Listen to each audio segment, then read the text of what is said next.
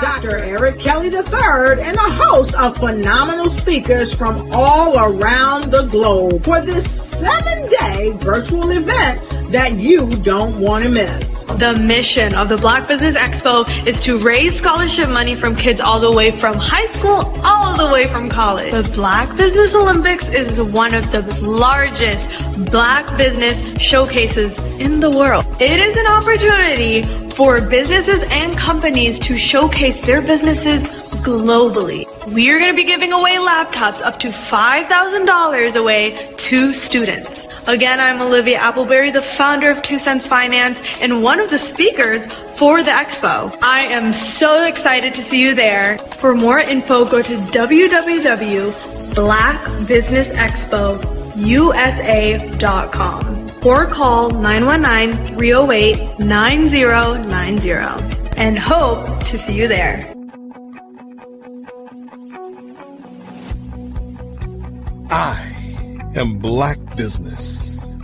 From the moment I wake until the time I sleep. Yes, I am Black Business. I am Black Business. Tell me, are you Black Business? I am Black Business. Do you support Black businesses? Listen, I support Black business because I am Black Business. Black Business Expo, one of the largest business showcases in the history of Black business in the world. The world! Sign up today at www.blackbusinessexpousa.com or call 919-308-9090. I am Black Business. I am Black Business. From the moment I wake until the time I sleep, I am Black Business. I am Black Business. Are you Black Business? I am Black Business. Do you support Black businesses? Support Black business because I am Black Business. Black Business Expo, one of the largest business showcases in the history of Black America in North Carolina. Join Dr. Eric Kelly III and a host of phenomenal speakers from all around the globe for this 7-day virtual event that you don't want to miss. The mission of the Black Business Expo is to raise scholarship money from kids all the way from high school all the way from college. The Black Business Olympics is one of the largest Black business showcases in the world. It is an opportunity for businesses and companies to showcase their businesses globally. We are going to be giving away laptops up to $5,000 away to students. Again, I'm Olivia Appleberry, the founder of 2 Cents Finance and one of the speakers for the expo. I am so excited to see you there. For more info, go to www.blackbusinessexpousa.com or call 919-308-9090 and hope to see you there. I am Black Business. From the moment I wake until the time I sleep. Yes, I am Black Business. I am Black Business. Tell me, are you Black Business? I am Black Business. Do you support Black businesses? Listen, I support Black business because I am Black Business. Black Business Expo, one of the largest business showcases in the history of Black business in the world.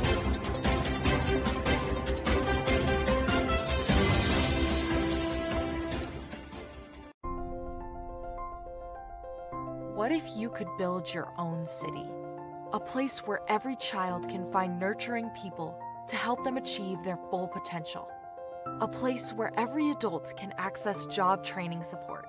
Where health education is abundant, where social justice ruled the land, a place without limitations. Welcome. You have arrived at STEM City USA, It is what every city should be. A safe and trusted community where you find people and resources to help you become everything you are and beyond. STEM City is unlike anything you have ever experienced. It is a digital twin of the world around you, only better. STEM City is about energy and soul renewal. It is more than a digital world. You can almost feel the power of live cultural events, music, and theater. STEM City promises a better future for children with caring mentors and hands-on activities with dedicated tutors to support our youth. STEM City is your passport to a healthy lifestyle with weekly events addressing our community's many issues. STEM City is your financial well-being with helpful information on wealth management, career advancement, job training, and so much more.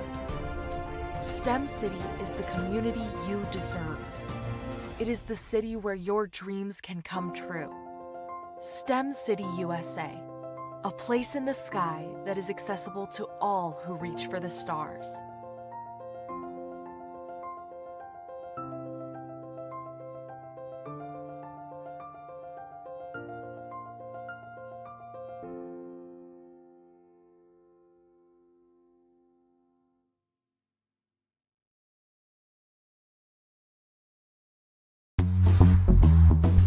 Attention all entrepreneurs and companies. Are you looking for reliable and efficient virtual assistants and back office support to help you manage your business tasks? Look no further than Superwoman Business Services.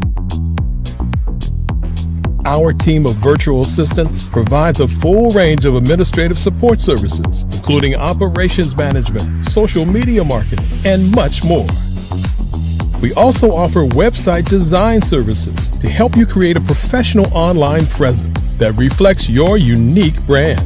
In addition to administrative support and website design, we offer business development and structuring services to help you grow your business and achieve your goals. We'll work closely with you to identify areas of improvement and develop a customized plan to help you reach your full potential. At Superwoman Business Services, we understand that running a business can be overwhelming and time-consuming. That's why we're here to help you fly high and achieve success. Our virtual assistants are highly skilled, experienced, and dedicated to providing you with the support you need to thrive. Come fly with us and take your business to new heights. Let us help you become the superhero entrepreneur you are meant to be.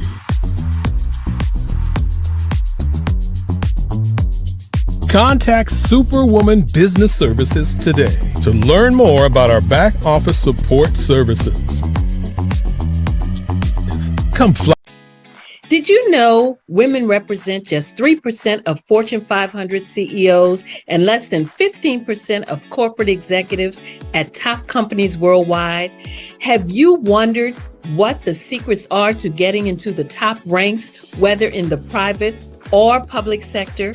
Do you want to figure out how to stop being held back in your career or passed over for promotion? Then you're in the right place. Hi, I'm Dr. Madeline Ann Lewis, President and CEO of the Executive Women's Success Institute.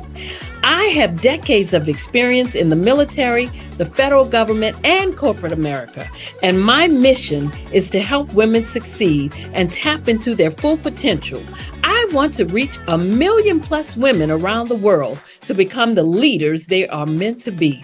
So if you want to move into a management or executive level position, or maybe you are a female veteran transitioning out of the military into business entrepreneurship, then reach out to the Executive Women's Success Institute at 301-693-3284. Let us get you on the fast track to success.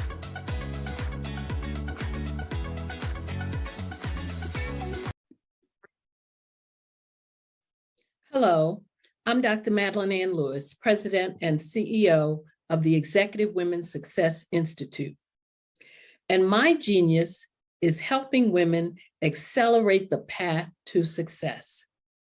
You know, I was blessed to have strong women in my life who encouraged, motivated, and pushed me to do my best and to never even think about giving up on my dreams. So I say to women, we must show up to rise up. We have talents and potential, but who will see them if we don't speak up and get noticed? I know that women are a tremendous resource on this planet, and there is nothing more fulfilling than helping a woman tap into her full potential. I do this because I want to be a part of helping as many women as I can to show up, to rise up. I do this because genius is common.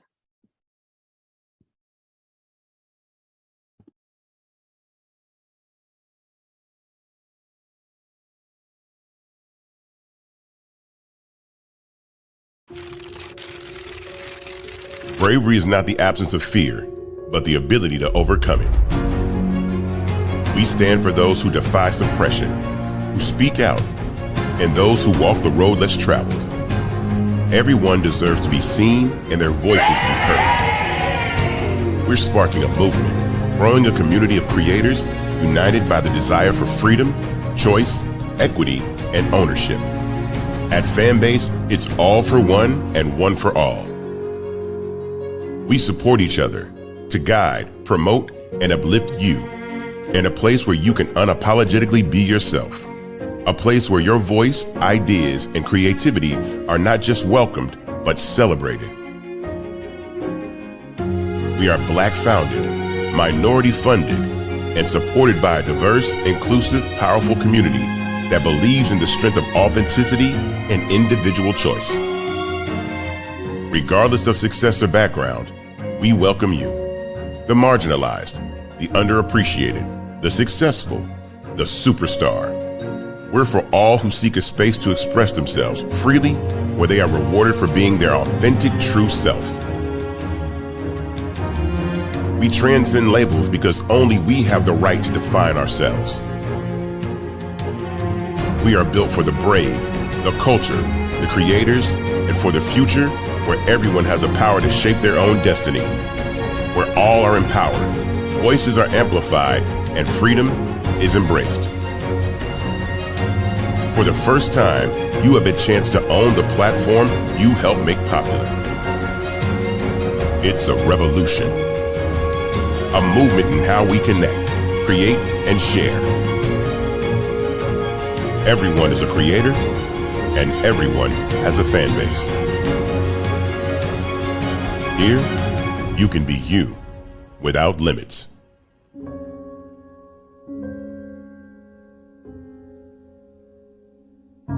Sometimes you got to hear the news from the Black perspective, and more specifically, Black publishers. And that's exactly why you have to download the Hey Tie app, the largest mobile app delivering breaking news, videos, and podcasts from 200 of your favorite Black publishers. Yes, 200 Black publishers delivering news as it happens, literally all in one app. Go to HAYTI.com or download the app in the Google Play Store or Apple App Store. It's completely free, along with information that you can trust, so go check them out.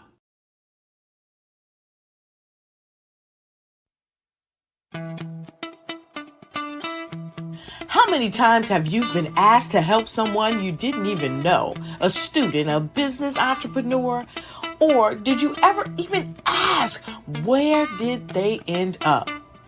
That business, that friend, that entrepreneur. Well, just maybe they ended up in a gang, bankrupt, homeless, or worse, dead. Maybe they turned to crime, drugs, and alcohol. Did you ever wonder? Did you destroy their dream, or was your life always so easy? At the Black Business Olympics, we started a movement to help students complete. Give them hope and foster success. Help them to leave their dreams of providing laptops, computers, and up to $5,000 in scholarship funds. Today, we ask you to help a student, a business owner, or an entrepreneur to realize their dream by sponsoring them, supporting them, and buying from them. Consider this. With $1.6 trillion in our Black community, we only ask for a small donation for our students, our businesses, and our entrepreneurs. And you can change a life today. So I ask you, what are you going to do? Sit on the sideline and watch our students in high school be losers, miss out on their dream from lack of resources? Or are you going to donate to the movement and change their future and yours as well? Give us a call today at 919-308-9090. Change their life by investing with action to the Black Business Olympic Fund. The Black Business Olympics, one of the largest business showcases of Black business in the history of the world.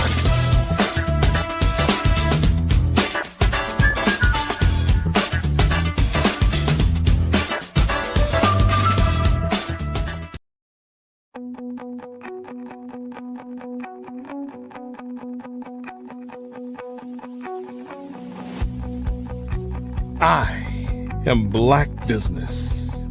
From the moment I wake until the time I sleep. Yes, I am Black business. I am Black business. Tell me, are you Black business? I am Black business. Do you support Black businesses? Listen, I support Black business because I am Black business. Black Business Expo, one of the largest business showcases in the history of Black business in the world. The world! Sign up today at www.blackbusinessexpousa.com or call 919-308-9090. I am Black business.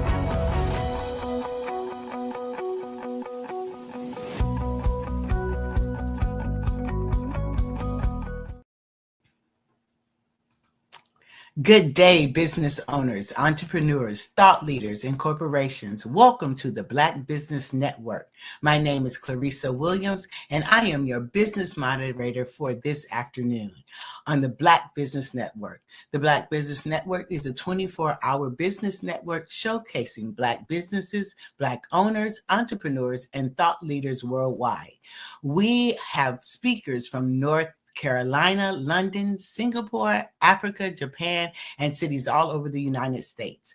The Black Business Network is a global community sharing its business knowledge to empower, inspire, and educate businesses about business. Today, our guest is Dr. Tandra Price, affectionately known as the Networking Ninja, and a global networking strategist, award-winning keynote speaker, and communications expert with over 30 years of entrepreneurial experience. She is the founder of UConnect and Tap In magazine, where she empowers entrepreneurs and leaders to foster connections that drive success.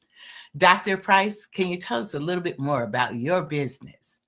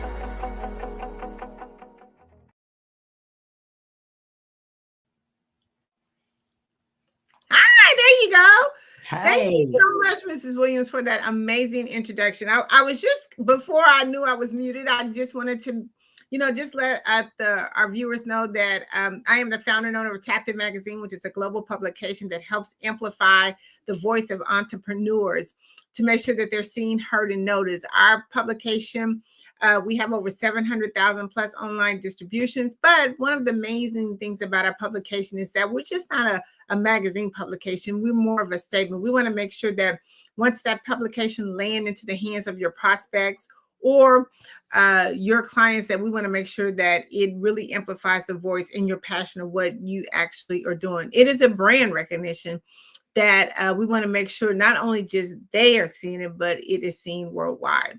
Again, I am the networking ninja. I help entrepreneurs kind of get away from the scarcity of how it is to network when it comes to networking to grow their business. A lot of people think that networking is something that is so uncomfortable, but with Tapped In Magazine and being a part of You Can Edit, we help you to be able to relax and be able to really grow your network in a way that you really need to grow your network. We know that without networking, then guess what? We don't really have businesses, and that's kind of what we do. I am a third author. I have published my third book, which again, if you can go to Amazon, which again is 10 Things Before 10. It is an amazing book that really helps networkers and entrepreneurs be able to have a way of how to grow their business. What does it take to do to start your morning routine? And how do we do that on a 30-day span? And how can we take from having no leads to having major leads within 30 days? And our book actually helps you to be able to do that aspect. It's called 10 Things Before 10. And that's one of the things that we do as part of being within the network industry. Again, we also do an amazing aspect, which is our LinkedIn program, and it's called our LinkedIn Bootcamp. And what we say is one of the things that I talk about here on the Black Business Network is mastering the art of communication. And one of the things we have to learn how to do is be able to master the art of communication is through starting a conversation. How do we start a conversation? Well, one of the biggest platforms that is a free platform that has over 800 million users on it is LinkedIn. And having this particular platform will allow you to be able to master the art of communication. It's how people find you, it's how prospects find you, but more importantly, it's how you can find a decision maker. So we're excited to be a part of this amazing platform that brings, again, another way for entrepreneurs to be able to network and to grow their business. A lot of times we look at different platforms that others have and not really realize that this is a major platform too that is some underly used, which is LinkedIn.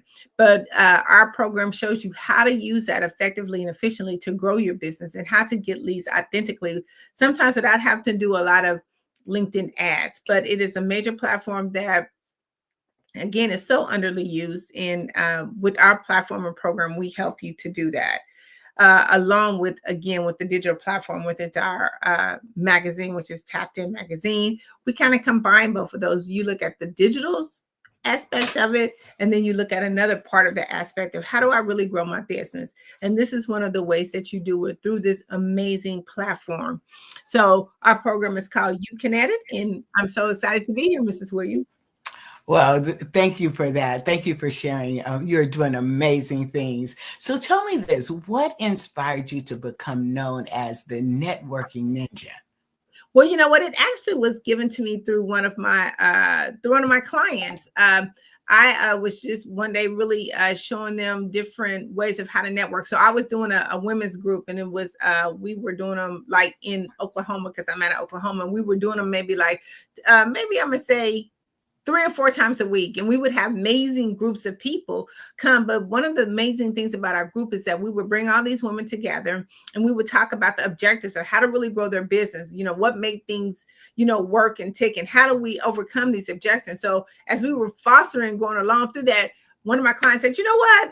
I'm going to start calling you the networking ninja, because she said, you just be chopping it up every time we come up with something. She said, you just be chopping it up. So that's how the name came, and I've just been sticking with it ever since.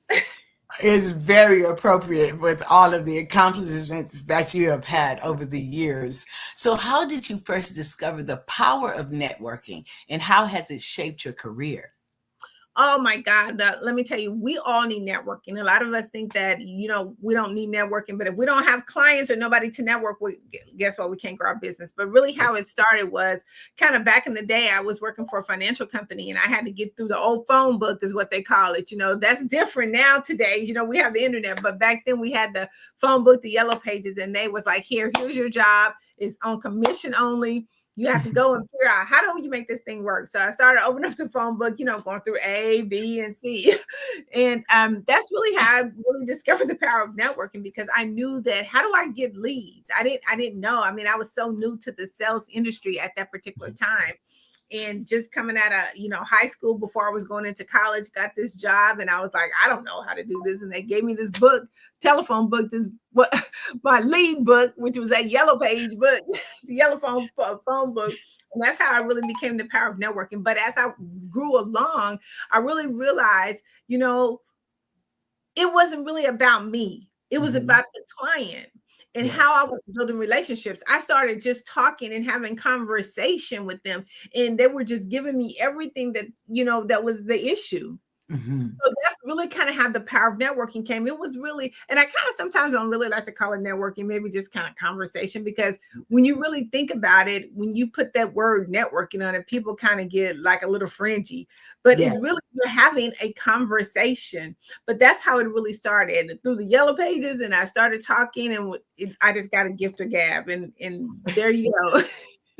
Thank God for technology, right? Technology nowadays, because I'm telling you, it's much faster, effective, and quicker now, and you don't get hung up on. So exactly, yeah, and like you said, sometimes the word choice, networking, it can be intimidating, especially when you're not, if you're not a people person, so to speak, or you're not a social butterfly. It can be quite intimidating, but that could be the difference between success, growth, and expansion. Vital. Absolutely. I 100% agree, because I think, one of the things I even tell my clients, our clients is not going to come knock on your door. Can I have your business? If they don't know anything about you. But I think how we tailor networking and how we position ourselves out in the market and making ourselves visible. Sometimes you don't even have to say anything. Because, as you help clients, they really become your walking billboards. But you're right, it is a part of our success, and where we go from there makes a huge difference. But it starts with networking. We have to open our mouth. We have to open our mouth in order to let people know what it is that we're selling and offering, and how can our products and service help them. Yes, it's like the thing, closed mouth don't get fed. So and a business will close if you don't open your mouth. That's right, all around there, right? Yes. So can you tell us a little bit about your book, Networkology, and the message you hope to share with those students? Yes. So when I started the Networkology, it was really, it was an anthology book, and a lot of ladies from my group, I wanted them to explain their journey on networking. Like, give us some examples of, how networking really shaped and changed your business, or not even just your business, but your personal life. I mean, I think it goes to having the right mentality on anything. So our book is really about the different stories of how networking really took off. And it really explained how I started the networking business, from when my husband traveled to, I had to go and find out. And another way about powerful networking, I had to find out different networking groups in order to grow my business. My husband, he works for one of the largest aerospace technology companies, but we've traveled. You would think I was in the military, but I'm not. But we traveled a whole lot. And doing that, I mean, I had to build networking bases as I went. I mean, each time I went, whether it was my kids finding out a new school, babysitters, that is networking. That is, you have to build your network base. So you talk about the power of networking. When I had to do that and do it by myself, it became so powerful that, I had to share that, because there were other people or other parents or moms that were coming into different towns and didn't have a clue, like, where do I go first? Where do I start first? So, it is something so powerful that people don't really realize. And it's not just networking, going to a networking event. Networking, anytime you are talking, anytime you have a mass message that you are sending out. But as I was explaining with the Networkology, those stories really will inspire you to understand how networking really works and the power of networking, because it really changed a lot of their businesses today and where they're going in their business today.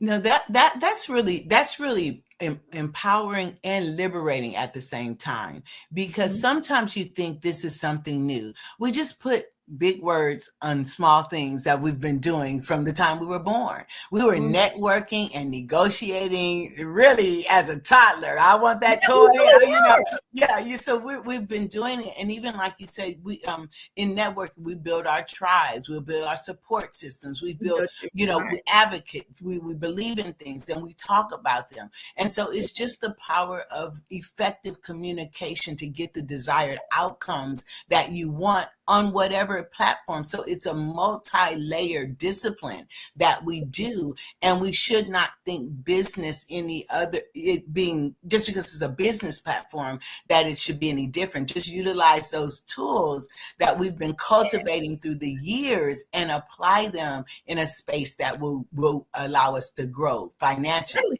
So true, because a lot of people, just even what you just said, I'm just going to kind of piggyback off of what you just said, because a lot of times people think that you have to master.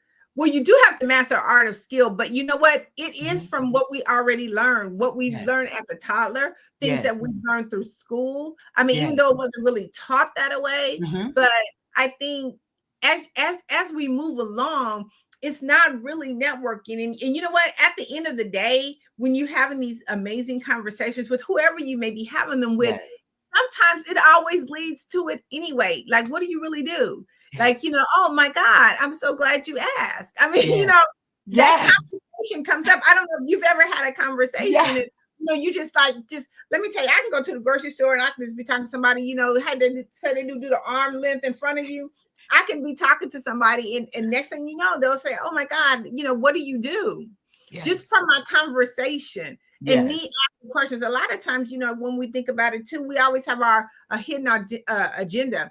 And when we go into these particular events, we're missing the main key to networking, which is listening.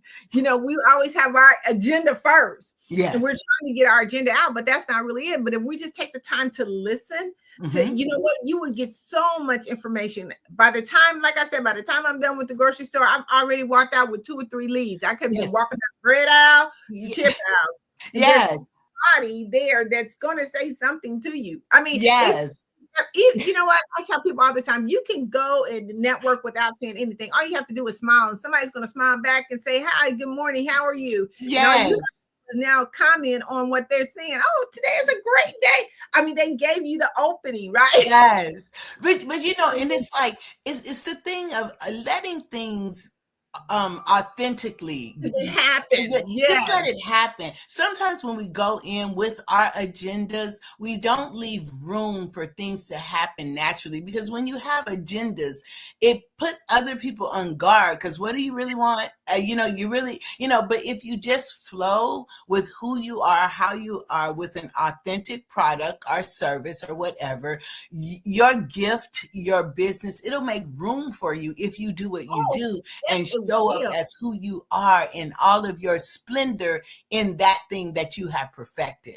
You know what? Even being authentically, when you're talking, people want to know who you are. Yes. Like, if people really like, if people like who you are, they automatically want to do. But you might not even listen. Okay, I'm in. I'm all in. Whatever you selling, I'm buying. I'm in, because you came to them in such a way that wasn't pushy, wasn't selling. You listen. I always try to come from an avenue of helping someone first. One of the things I talk about, even on this platform, is like, people love to be helpful. So when people are asking you questions or asking you advice, listen, I'm so willing to give out the information that it just becomes that magnet. That people just be like, okay, what are you doing? I want to be a part of what you're doing, and I haven't even said what my product and service is yet, because they like who you are. And a lot of times people don't really think that. They think, again, they go in and they have that agenda, and it makes it so hard, because you know what? We're scripted. We've learned to be scripted, right? Yeah.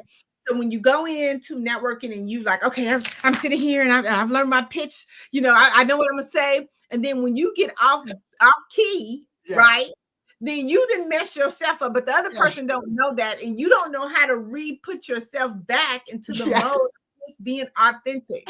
I mean, it's hard to do it. That's why people don't go in there, don't go into networking in that space. And I try to change the word from networking to let's just have a conversation. Yes. Let's connect. Let's have a connection. You can be a little bit relaxed. We can get to know more about each other without having all the other stuff. Yes, because people buy you before they buy your product. Oh, absolutely. So what are you really selling? You're selling yourself before they ever get to what it is that you do or what you have to offer. And that is something to always keep in mind. So I do have another question for you though. Okay. How can entrepreneurs and business owners build lasting and meaningful connections as we talk about the importance of not networking with an agenda, reading a script and standing by, by that, but really making meaningful connections? The best way to make meaningful connections, I know a lot of people say the follow-up is in the money's in the follow-up, but the connection is really in the follow-up. That's the lasting relationship. I think conversation is currency. I don't care what kind of conversation you have, it's currency. I like that. So hashtag.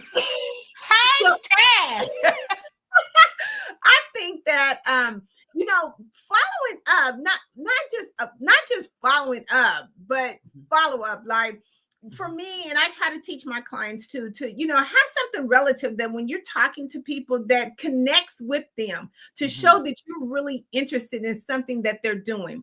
Give me an example, like say for instance, like I have people that be in my magazine, in my article, and sometimes I will just send them stuff randomly about something that connects to their business. See, that's a connection because one, they didn't know I was sending it. Two, I really took an interest in what their passion and business was. And here's a resource that I can help you with. I mean, maybe it can help you or may not, but that's the follow-up because you continually keep sending stuff to connect with them. And not just like periodically, like I put them in my CRM, which everybody should have a CRM, which is customer relationship management. I hope you have a robust one. But I put them in there. And sometimes when I'm doing my weekly stuff before, that I'm doing on my social media, I will go through there and see what is available that I can send to my clients. And remember, that's key. Yes. Because you're trying to keep a connection. Because let me tell you, if you don't stay in front of your clients, they're going to do business with people who stay in front of them. Yes. Selling the same products and services as you. But because you wanted to keep that connection. Listen, it's a holiday time. I hope everybody sends some holiday messages out. Even if you just want Facebook, hey, happy holidays. Yes. But I'm just saying, take some time to really get interested in your clients. Take some time to give. And here's the thing about it is with the social media, you know your clients' needs. They put it out there, obviously, through Instagram, LinkedIn, TikTok, when they didn't buy a new car, when a celebration family is going on. This is your time to get connected with them. Congratulations, happy, whatever that may be. But you definitely want to make sure that you're sending positive information and resources that can help them, that know that you really took the time to be a part of their business. Because once they brought you in, then you want to be a part of their business. So stay connected. I don't really call it the follow-up, but it's a different kind of follow-up that you got to stay in, connected with them. I like that. I like that you say that because a lot of times, especially small businesses, they don't have a big budget and they don't have, line items that they can allocate, or it's the band of one. Okay. So you mentioned the CRM and other ways that they can stay connected and do it automated. So their time is stretched and we understand that. But simplified ways, like you said, that they can stay in contact with their clients, because if you don't, it feels like a sale. I got what I wanted.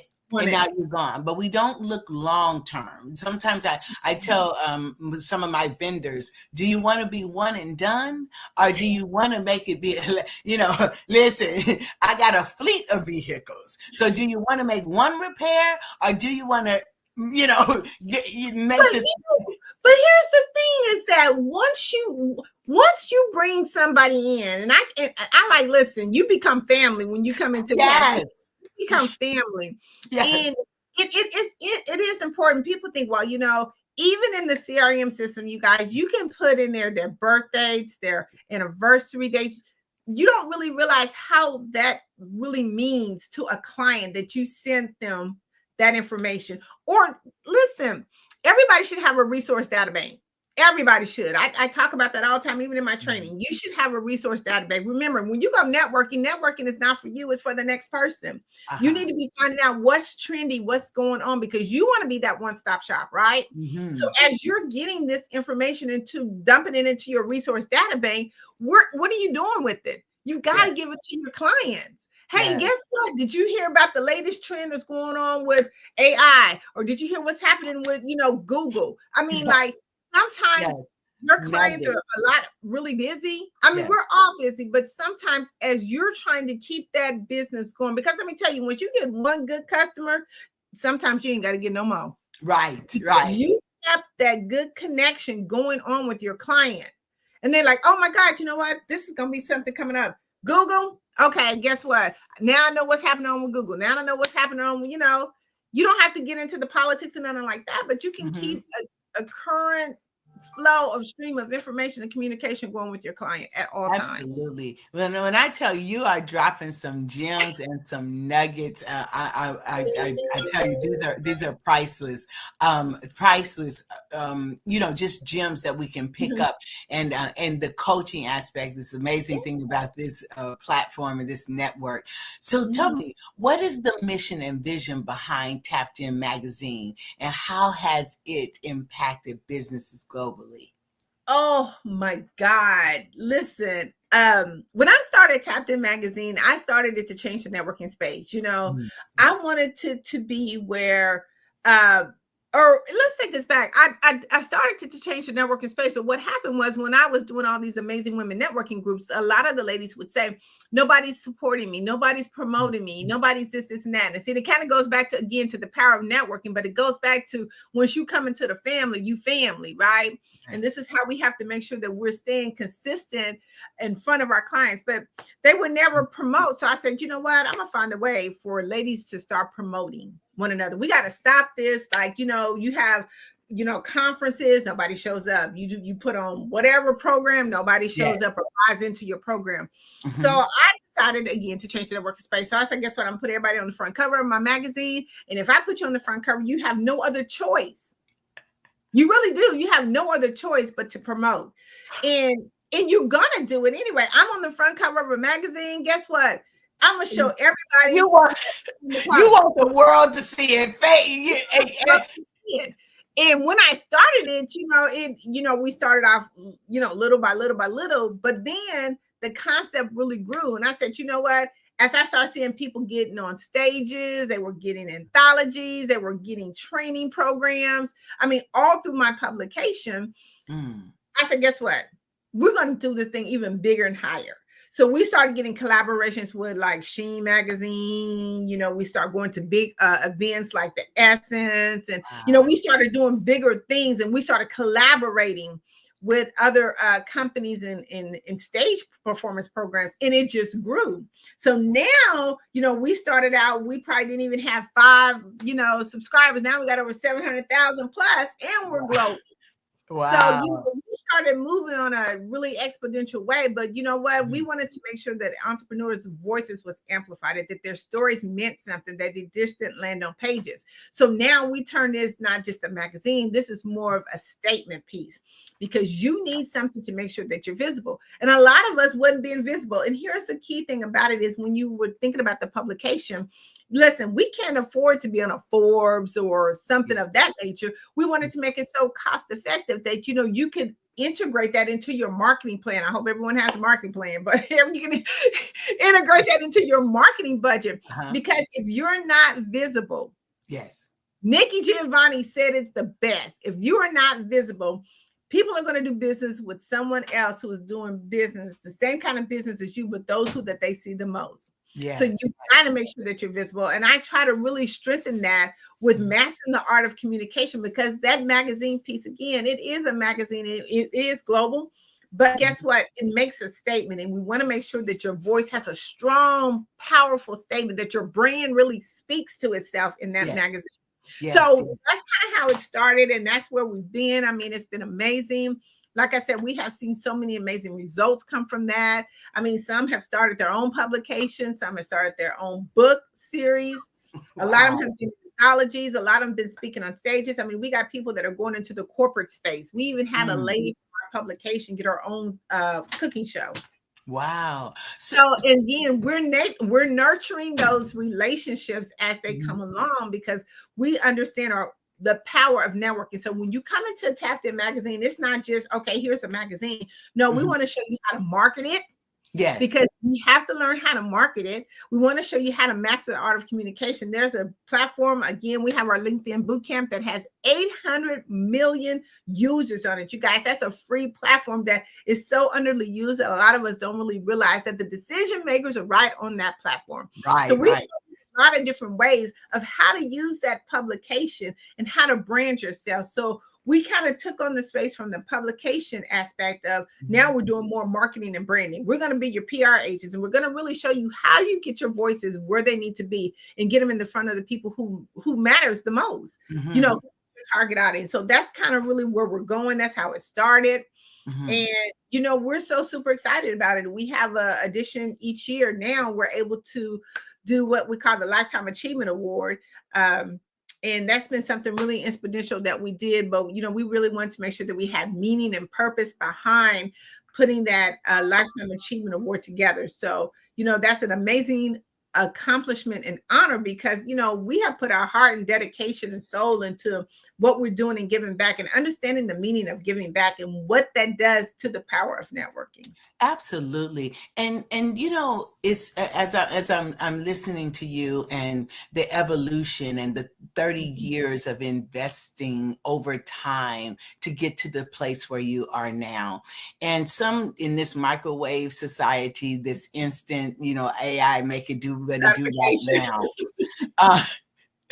I just believe for anything to have longevity, it must have some roots, and those roots have to go deep to sustain the vicissitudes of life as it relates to business. And so sometimes people think, oh, I got a good idea and I'm going to go out and do all the networking things and I'm checking all the boxes. When in reality, you got to pay your dues. No matter how, you got to pay your dues, right?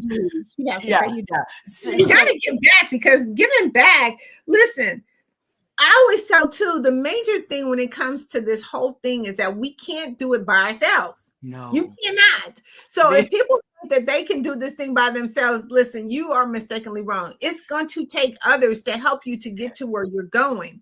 So you know what? Why not help somebody else? Absolutely. You gotta help someone else. Yes. And if you can do it by yourself, it's a good idea. But if it's to make a difference, it requires that you have different skill sets and perspectives to bring about the greater vision. So if you do it, and the most successful businesses, as you say, are those who help others. So if it only helps you, then that's a good idea. But if it helps others, that's a God idea, and it will last. Yes. Yeah, because you know what? Here's the thing about it is, you know how they say the house, when you build a house, you guess what? You know what? When the whole thing, you got to have a plumber, you got to have electrician, you got to. That's collaboration. and you know what?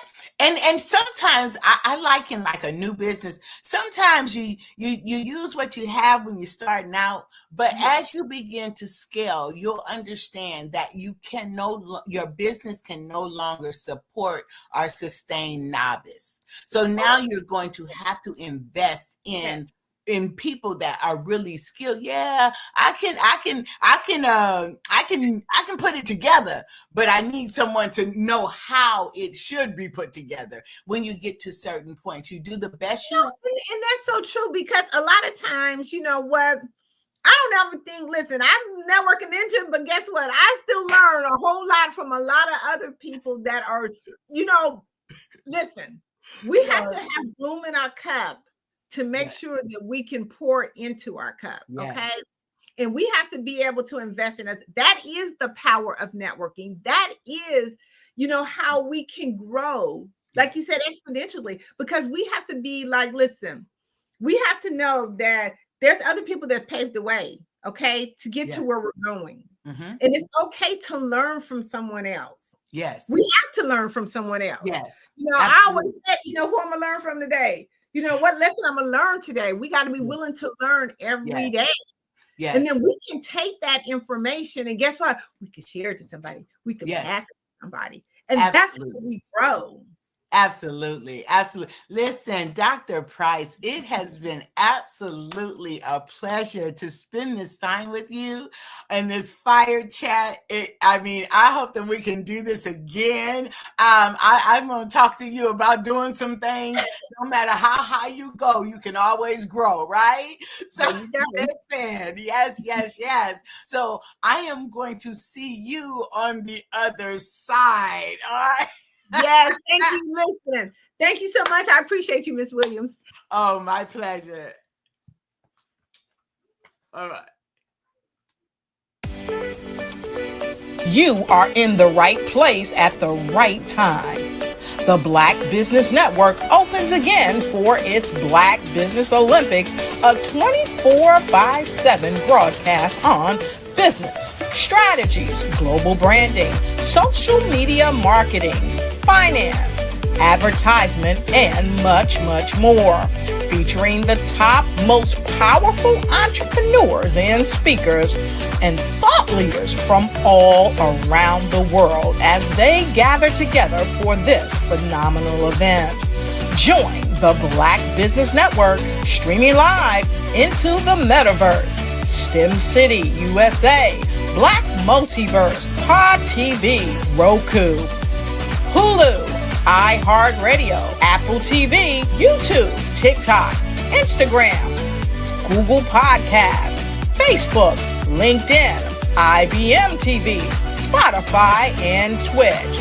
Tune in today and be a part of this amazing movement. The Black Business Olympics welcomes you.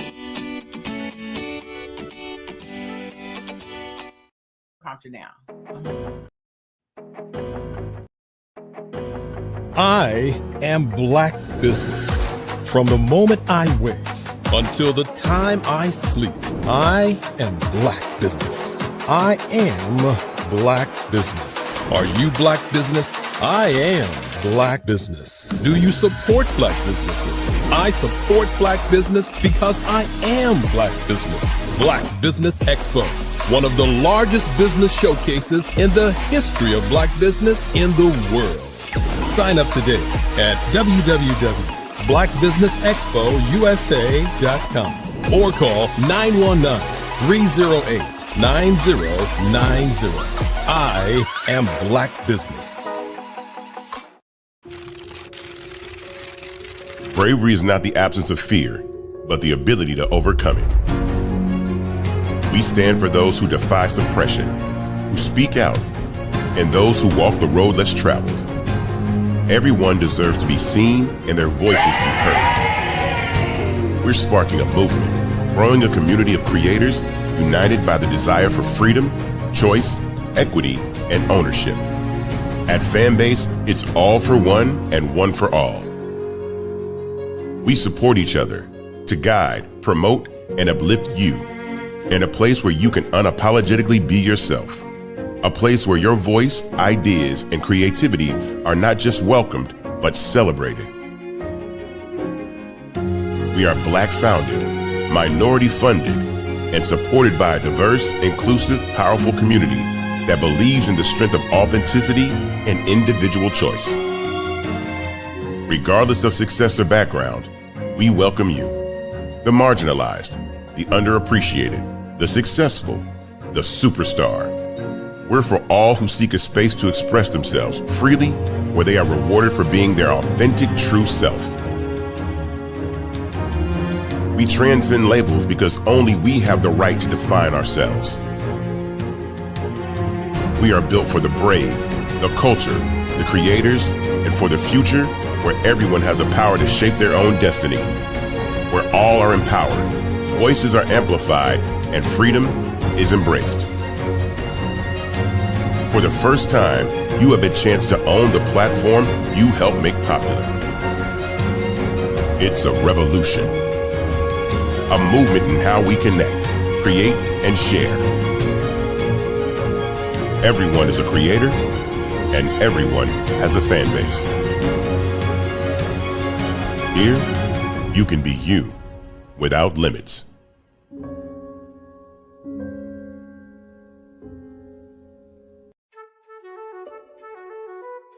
This is Dr. Arnold T. Petsworth. He's the owner of Petsworth Vet World, a veterinary clinic in Hopton, Connecticut. His patients include dog, cat, frog, fish, Goldie, dog, and this alpaca. Due to doctor-patient confidentiality, we can't tell you their names. Business at Vet World was steady, and then quarantine hit. Neighbors brought new four-legged friends into their homes.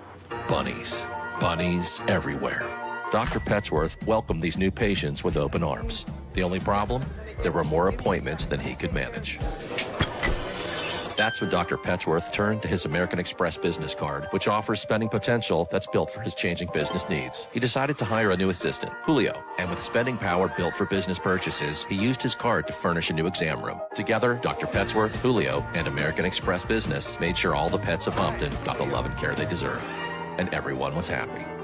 Get the card built for business by American Express.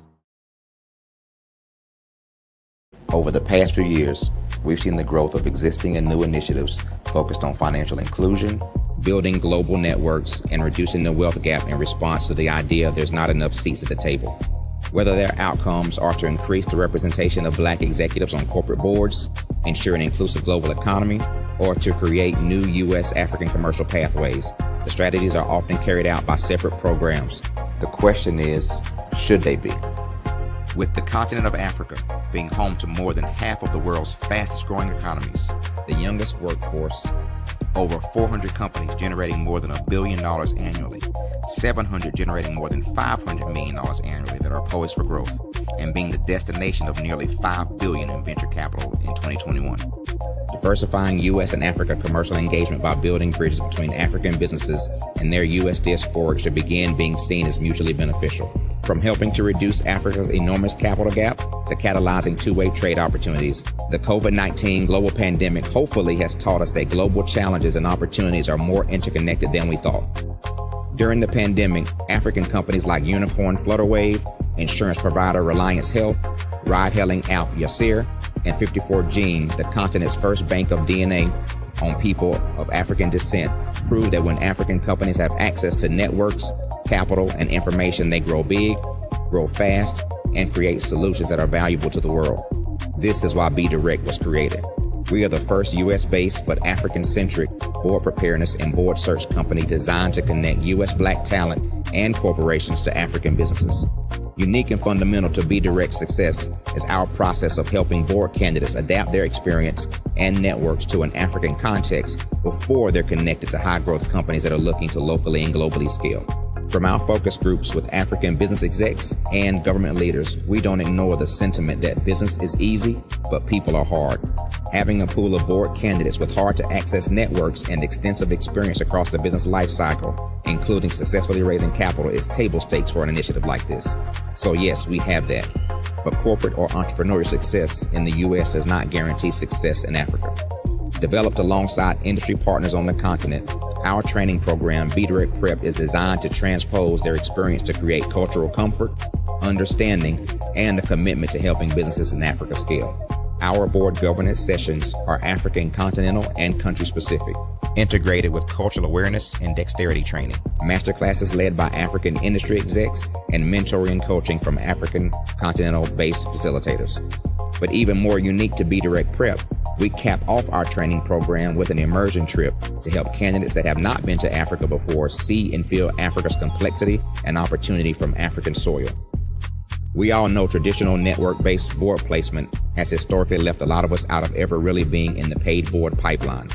Our strategy supports the work of many great organizations that are successfully filling seats at U.S. board tables by creating more tables for those that are still left on the sideline. It's time to start seeing the role and value of U.S. Black talent and businesses on the continent of Africa differently. Old perceptions and habits limit economic inclusion. Let's transition Black talent and the African businesses they will support from the periphery of the global economy to its core. Living in a global lockdown, we all know now how fast local and global economies can change and see the value of having businesses that hire, strengthen local value chains, and even grow globally. Status quo in any form holds back progress. We must democratize U.S.-Africa commercial engagement by socially and economically connecting cultures that have long been disconnected. It's time for Africa's U.S. diaspora to redefine their global value by helping African businesses scale continentally and globally.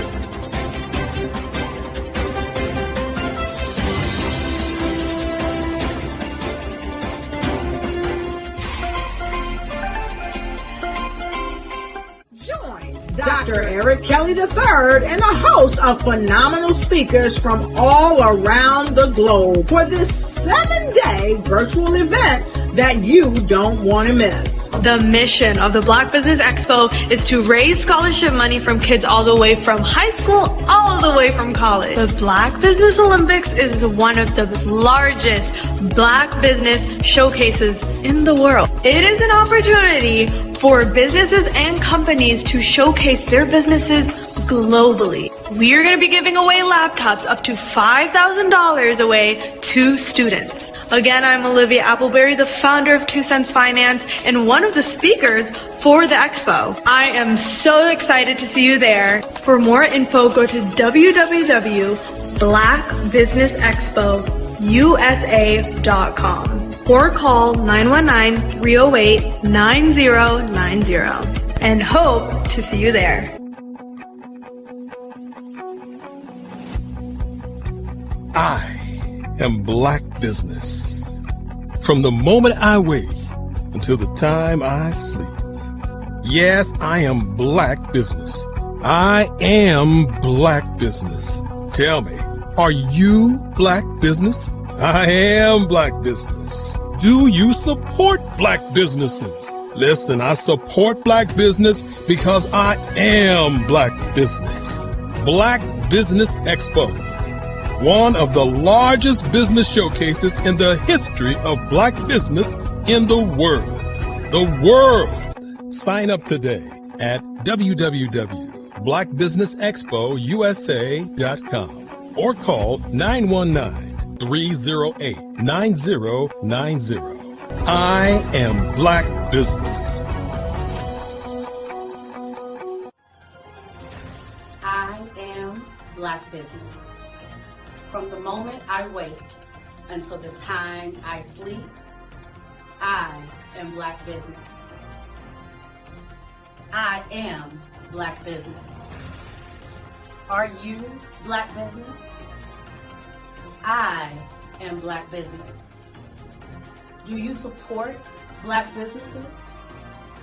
I support Black business because I am Black Business. Black Business Expo, one of the largest business showcases in the history of Black America in North Carolina. Join Dr. Eric Kelly III and a host of phenomenal speakers from all around the globe for this 7-day virtual event that you don't want to miss. The mission of the Black Business Expo is to raise scholarship money from kids all the way from high school, all the way from college. The Black Business Olympics is one of the largest Black business showcases in the world. It is an opportunity for businesses and companies to showcase their businesses globally. We are going to be giving away laptops up to $5,000 away to students. Again, I'm Olivia Appleberry, the founder of 2 Cents Finance and one of the speakers for the expo. I am so excited to see you there. For more info, go to www.blackbusinessexpousa.com or call 919-308-9090 and hope to see you there. I am Black Business. From the moment I wake until the time I sleep. Yes, I am Black Business. I am Black Business. Tell me, are you Black Business? I am Black Business. Do you support Black businesses? Listen, I support Black business because I am Black Business. Black Business Expo, one of the largest business showcases in the history of Black business in the world.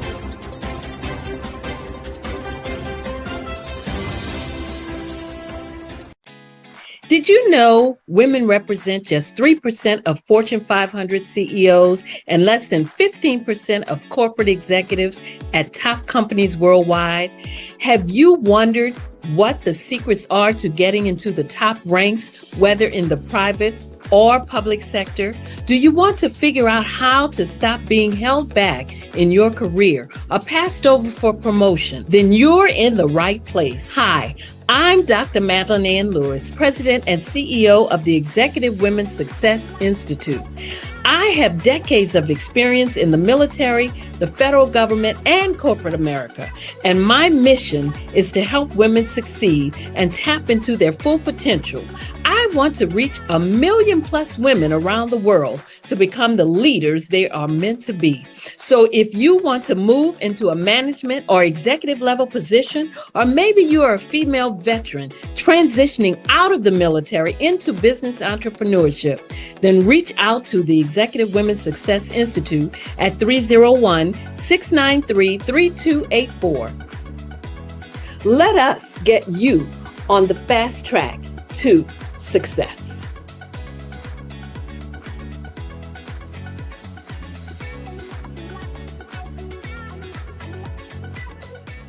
Phenomenal Tanya T. Wise, who is here from the great state of Maryland. Tanya, welcome and thank you for being with us today. Can you indulge our audience a little bit and tell them just a little bit more about who you are and what it is that you do? Well, I love being able to talk to people and have a magnetic attitude, being able to just show them. So I always like to say, level up is Coach at Tanya T. Wise here. So can you tell our audience, just give them a teaser about what your presentation will be about? So my philosophy is that we should all be living our dream life. So tomorrow I'm going to talk about how you start living your dream life. What are some of the things that you thought about in your childhood that you just kind of let go and dormant? Wow. And I want to reignite that and just give you some pointers and some tips, some tools, some strategies to be able to start living your best life now. And guess what, Akwanda? And leave an inheritance for your legacy. Oh my goodness. Okay, I know that's resonating with a lot of people. I've heard that you have a dynamic coaching program. Can you tell us a little bit more about that? Absolutely. So our coaching program help people that have the lack of time, that lack strategies, and lack the confidence to go after their dream life. So we help them implement tools, we help them implement strategies, as well as give them resources so that they can live their best life now and leave that inheritance. Wow. Oh, I love that. I love the leave the inheritance part. Listen, you are dropping some major nuggets, and I know a lot of what you're saying is resonating with a lot of people, but I think we're all curious. How did you even make this transition into the speaking and coaching arena? What's the story behind this? So I started out in finance, and I realized that a lot of people don't necessarily go after their dream life because of the lack of finances or the education behind finances. But it wasn't until I lost my firstborn, my only son, that life changed for me. And where I was going after it all, living the corporate life, hit my 6-figure income and living in my dream house with my dream man, driving my dream car. I nearly lost it all when I lost my son. And so I realized it only takes one financial catastrophe that can change your entire life. That's what made me start All New Beginnings. Because no matter what's going on in life, there's a new beginning. And because of that, we develop a program called Wise Minded. My little slogan is, don't just dream it, let's live it. If they want to connect with you or work with you, what is the best ways for them to be able to do that? Well, for my social media guru, you can connect with me on every single social media platform as Tanya T. Wise.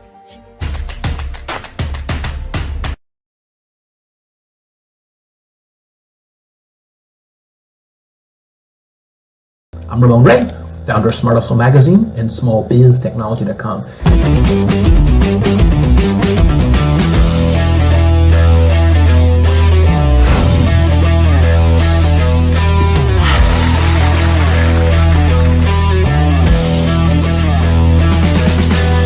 You're here today to celebrate small business success. Stand up on your feet. You rocked the house. It was amazing. Didn't we learn? For me, success comes from failure. One thing not to do is shake somebody's hand like this.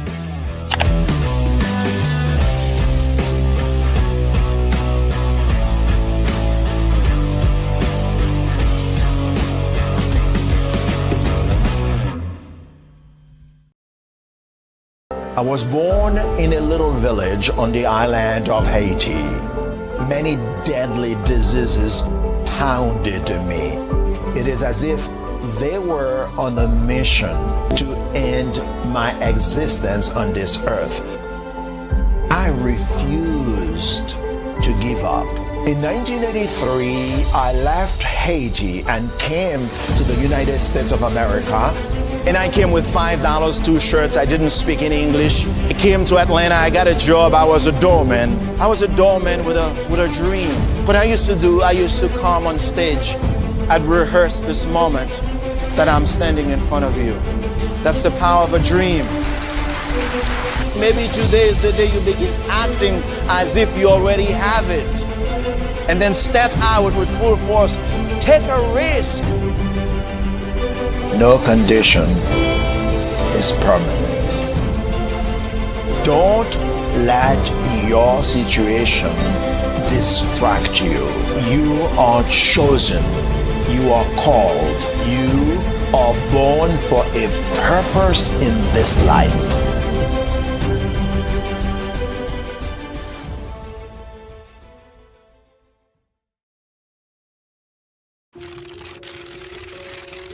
Bravery is not the absence of fear, but the ability to overcome it. We stand for those who defy suppression, who speak out, and those who walk the road less traveled. Everyone deserves to be seen and their voices to be heard. We're sparking a movement, growing a community of creators united by the desire for freedom, choice, equity, and ownership. At Fanbase, it's all for one and one for all. We support each other to guide, promote, and uplift you in a place where you can unapologetically be yourself. A place where your voice, ideas, and creativity are not just welcomed, but celebrated. We are Black founded, minority funded, and supported by a diverse, inclusive, powerful community that believes in the strength of authenticity and individual choice. Regardless of success or background, we welcome you. The marginalized, the underappreciated, the successful, the superstar. We're for all who seek a space to express themselves freely, where they are rewarded for being their authentic, true self. We transcend labels because only we have the right to define ourselves. We are built for the brave, the culture, the creators, and for the future where everyone has the power to shape their own destiny.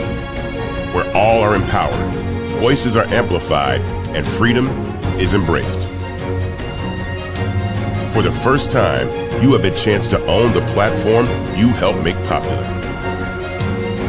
It's a revolution, a movement in how we connect, create, and share. Everyone is a creator, and everyone has a fan base. Here, you can be you without limits.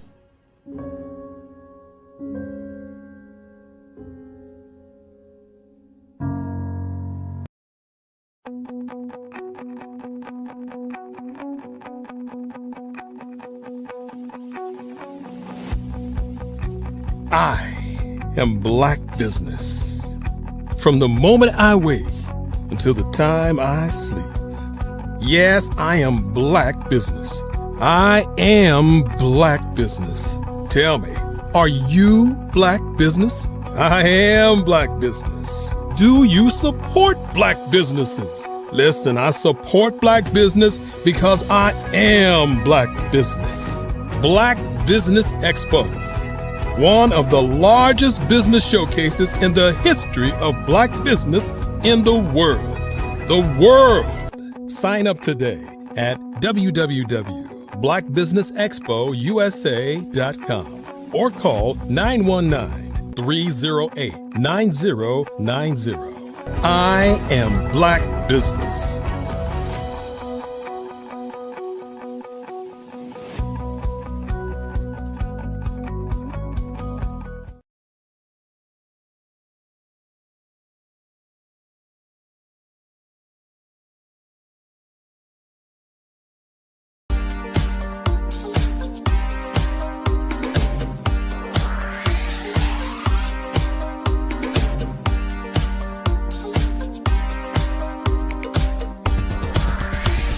I was born in a little village on the island of Haiti.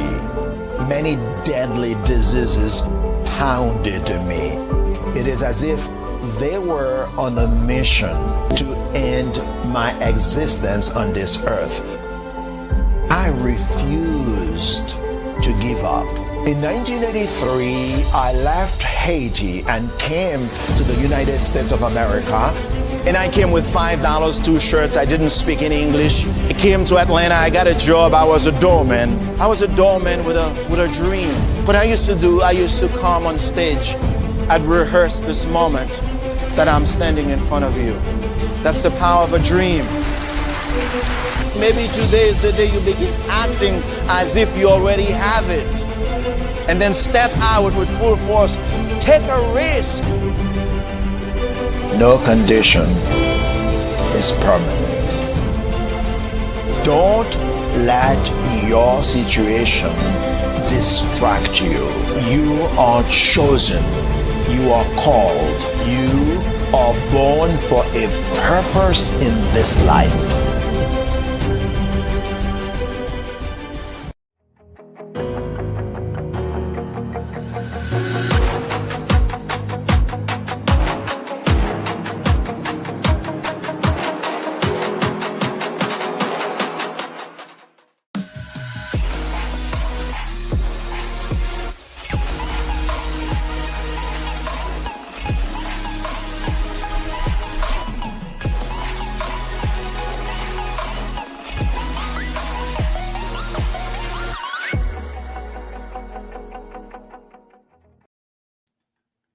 Good day, business owners, entrepreneurs, thought leaders, and corporations. Welcome to the Black Business Network. My name is Clarissa Williams, and I am the business moderator for today on the Black Business Network. The Black Business Network is a 24-hour business network showcasing Black businesses, business owners, entrepreneurs, and thought leaders worldwide. We have speakers from North Carolina, London, Singapore, Africa, Japan, and cities all over the United States. The Business Network is a global community sharing its business knowledge to empower, inspire, and educate businesses about business. Today, our guest is Charlotte White, affectionately known as the Victory Queen. She's a transformational speaker, mentor, founder, and real life changer, a platform dedicated to empower individuals to discover their own winning formula.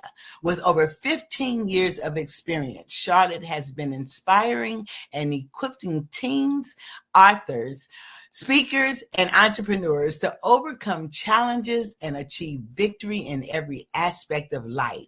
A 3-time author and motivational leader. Let's welcome Miss Charlotte to our platform today. Hello, great afternoon. Great afternoon. Welcome. It's so good to see you. It's so good to be here. I'm so thankful to be on today. Awesome. Well, tell us a little bit about what you do and what inspired you to do exactly what you do, impacting so many lives.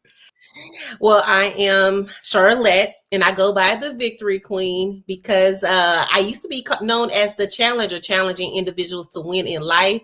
And that all changed when I realized there's no challenge and we already have the victory and we just got to walk it out. So I provide strategies for individuals to win, holding them accountable to that, mainly in the space of book writing and sharing their stories with the world, whether they have a business or just a story, they can put it in a book form. That way they can share it with others.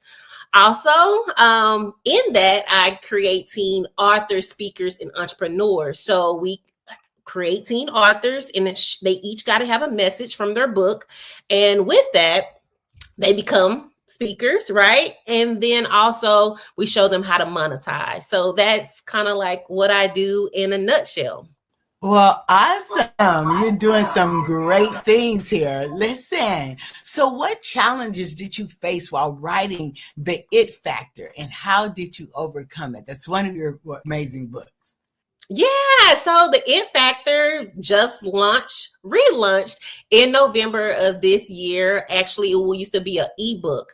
And what I noticed was people was asking, hey, I want to be able to print this out and, write in it, So The It Factor is a guided journal to where if you want to transform any area of life, your health, your finance, your fitness, if you're grieving and you're ready to take hold of those challenges that you're facing, The It Factor is to let you know that you're it, right?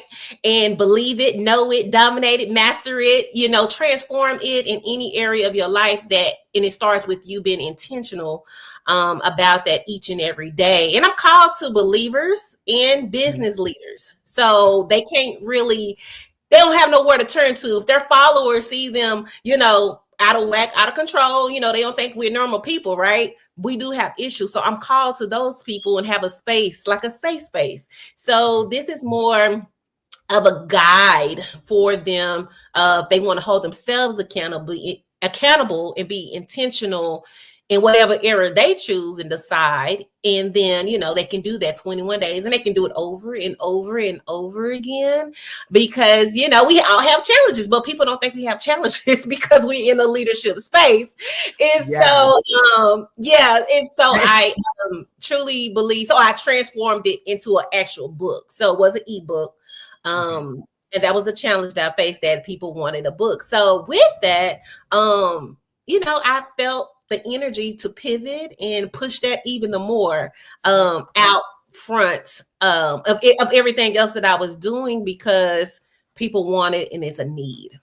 Well, this is so interesting because you were just posed with the challenge. You were posed with the challenge because, sometimes we can, in our lives, we find that things sometimes can be out of order and you just have to pivot. You have to, figure it out on your feet or whatever whatever life throws at you, and you have to figure it out. So the question that I have for you is, what inspired you? what really inspired you with writing the It Factor? We know some of the challenges as leaders, and they don't think that we face them, but what was the inspiration behind this particular book?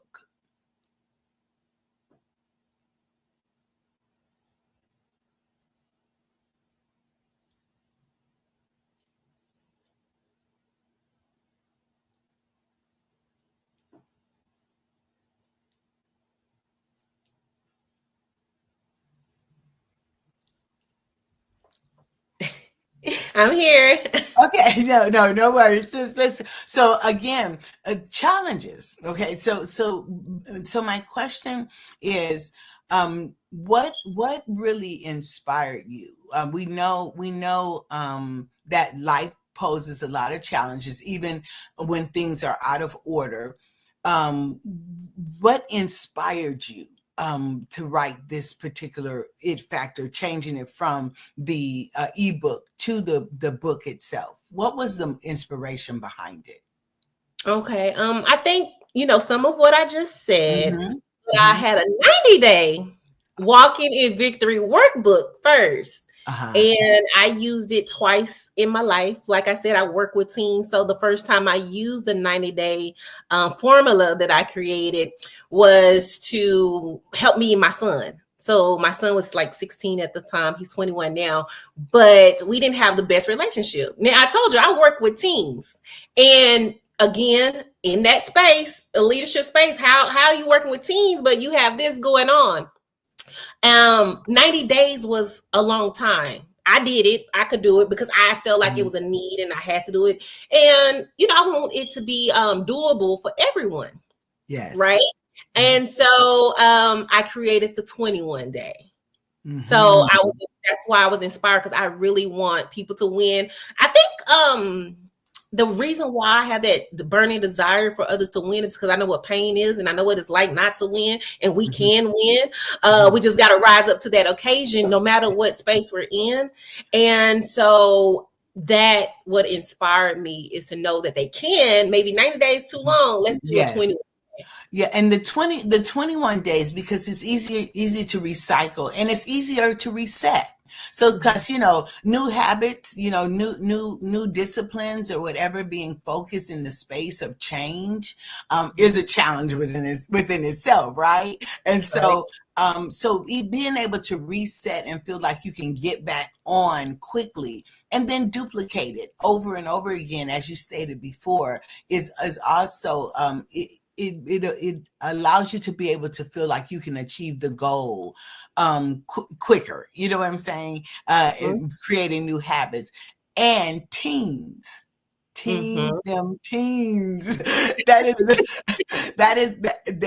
it's a very critical a population, and they're so amazing, and I just think they're really just trying to find their voice and figure out life itself. So if this tool to help parents and those who serve them better guide them, it is absolutely amazing. And so the key message to the readers and takeaways would be what for us? I actually serve the tweens and the teens. Okay. So I am going to make an investment and see what some of these takeaways are. Kudos to you. The takeaway is you're it. We can downplay ourselves sometimes, but the real factor, the it factor, right? The real factor is that you are it, and so in knowing that, you got to represent that in your walking life. You got to walk the it factor, 21 days of walking in victory, right? That's what it is. The subtitle, because we have the victory, and why not express it? Because it's going to draw people to us, and we can tell them how they can get the victory too. Or this is how I did it. Oh, this is how he did it. And share those resources strategies that I have with someone else. So we are it. You are it. Represent that. Represent it. You are it. Do you find that sometimes that people, because it's a challenge or struggles or things that they don't want to share really what you've gone through with a teen or whatever to help someone else. Because sometimes there's a sense of embarrassment or a sense of I'm not it, I just survived it, kind of situation. Have you ran into anything like that? Like you don't want to be transparent because you haven't worked through it quite. What do you think? So that's funny that you asked this question because it's my first time talking about it. So this year I did a pitch competition for the program. The Real Life Changers is the name of the teen program where I create the teen authors, speakers, and entrepreneur. And I had a pitch competition for it. Won second place. I was in a training class, and they were sharing with me. The facilitator was amazing. She said, tell your story. She don't know my story, but she just kept saying, tell your story, and why you doing it. Well, I was a teenage mother, 2-time teenage mother. And, literacy rate, is low in the area that I'm in. So all that played a part, in a book changed my life. A friend gave me a book that completely changed my life. I didn't want to tell that story because that's old, teenage mother, that's old. So I found myself in a space. It wasn't embarrassing. It used to be shameful. Yes. But look at me now. That was the thought. And it's not to brag or boast. Of course not. It's to let you know that you can rise to any occasion. I have 3 sons. And so 22, 21, and 17. Okay. And you see, one of them is an author as well. The youngest one. And so it's to let others know that, hey, we can rise above. So tell your story. You don't know now, not some of that deep stuff, you might say it in a quiet setting. Some stuff is not meant to be said out loud, So it could be a one-on-one discussion. So knowing the time and place, some things are vulnerable than others. So pick out what's best aligned with what you're doing in your business. So when you got the courage to really tell your story, you said that, the teenage mother was behind you. And do you know how that it is behind us and we have evolved and we don't dwell in that place? But do you know how many girls today find themselves in that situation? So how do you think that disclosure would help those that are experiencing that now? I think it would definitely help. I got a book called 30 Victory Lessons for Teens, where I go into the schools. Hey, listen. We do it's a whole curriculum that we do. And I think that I can give you a great example. My niece is 10 years old, and she was reading my book one day. This past 2024, she was reading my book, and she said, Auntie, you had Cameron when you was 16? I said, yeah, like, of course. And then she kept on reading. She said, Auntie, you graduated 6 months pregnant with Emmanuel? She didn't know because one of the things I said, I'm going to be unrecognizable. She's my niece. She didn't know until she was reading the book.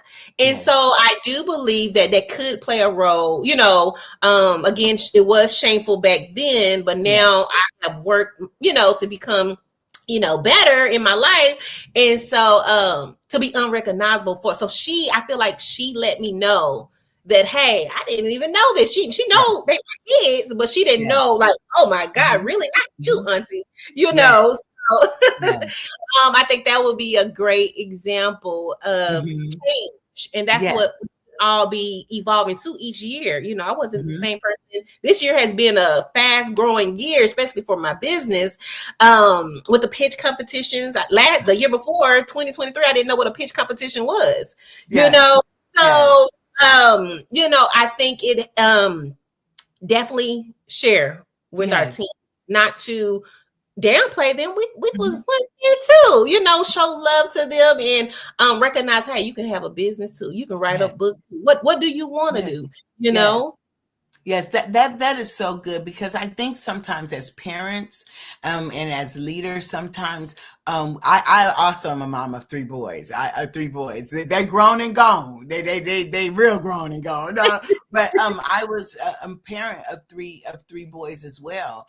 And sometimes we're not as transparent, and sometimes we're parenting from a place that we don't want them to visit. In many aspects, we have done things things in our lives and have not made great choices, but we have survived, we've overcome, and we don't want them to experience. So we're really not forthright with why you can't go over that child's house or you can't do, and they don't understand. So they begin to rebel against the very principles, but we know why. But because we don't give them the full story sometimes until they are grown, and this has been my experience, that they're like, Mom, man, if we would have known, and we're protecting them from things that we don't think that they can understand. But I believe that our young people, especially our teenagers, they have the ability to understand more than what we put limits on them. You know what I'm saying? So you find yourself sometimes as parents, if we were a little bit more transparent with our life, I think some of the things that continue from one generation to the other generation, they would have enough information to make informed decisions. So I have another question for you. So this is really good. Okay, so how has your focus as an author and speaker evolved over the years, and what prompted the new direction? Okay, I been mentoring teens for over 15 years. My first book came out 10 years ago. And then as I was in the mentorship program, I had teens between 13 and 18. And that particular day, I just saw these 13-year-olds so engulfed with the 18-year-olds, what they had to say. You know, they seniors in high school, they about to graduate, and they really wanted to, know more. They was asking questions, they think I'm old, right? And so, and so I said, and I was already helping authors, adults get self-published on Amazon. I said, why not develop these teens and let them go talk to these younger kids? Because they will be able to relate more. So how do we do that? Each book got to have a message. And we also teach them communication skills. We let them get their vulnerability out. One guy, when I did the pilot program, one of the kids were 11. Well, a couple of them was 11.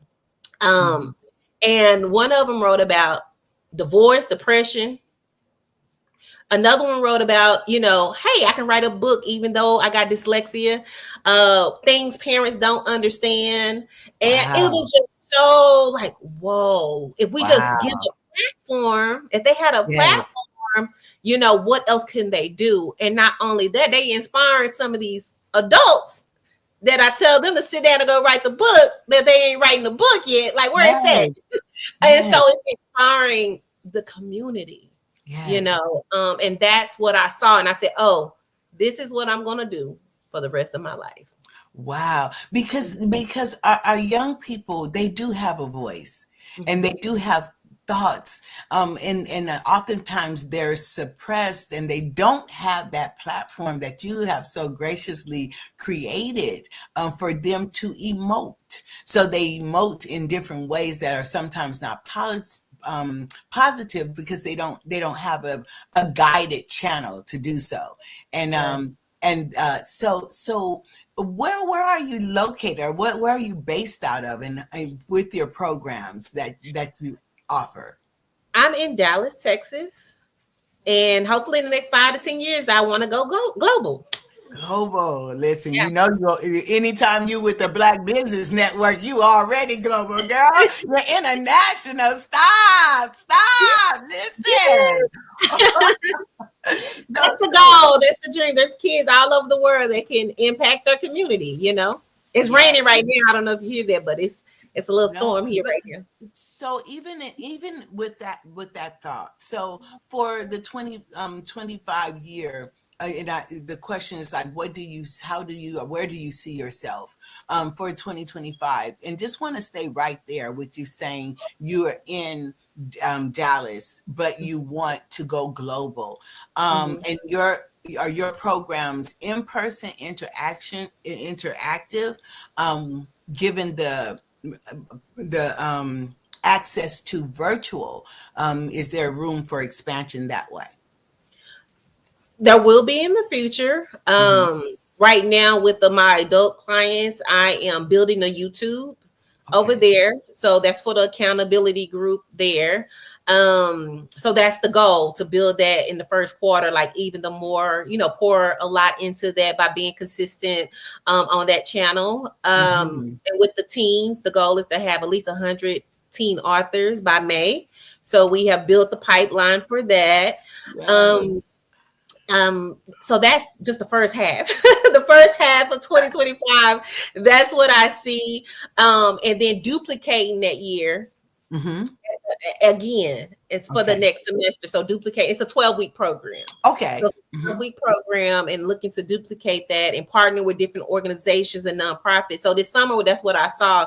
Maybe we should partner with individual who already got, teams, and so that was the pivot that we made this summer to get more connected with schools and nonprofits and recreation centers and things of that nature. Yes. And so I'm looking to also do panel discussions with authors. So I hung up the hat of helping adults self-publish on Amazon, and now I'm providing a platform for authors who want to get out there more and share their message, and do panel discussions and things of that nature.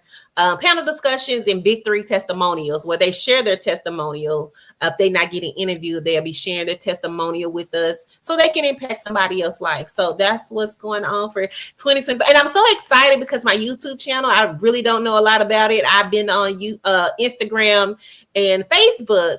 So YouTube is a new thing for me. I had the channel, but I wasn't consistent. So just being more active and intentional. Active, intentional this year. So yes. Awesome. That is awesome. I still want to go back. This is like a selfish moment right here, because I have a youth organization, and I'm in Atlanta, and this right here, I want to talk about how you can expand, because my kids need what you have. So it's important when we talk about like the networking aspect of it, and building that out, and the access to technology and partnerships with nonprofits or whatever that around the world. This right here is really a unique, because I hear the voices of my young people crying out. We use the entertainment, the arts, creative expression as our mode to help them find their voice. But this unique gift that you have, or program that you have, is really far-reaching, especially with the topics or the book titles or that you shared with 11-year-olds. They have something to say. And I am so glad that you're on the Black Business Network to get it out. And hopefully someone will invest and pick it up so that you can go further, faster, with less effort, and be impacting more youth around the world. So having really good goals for 2025.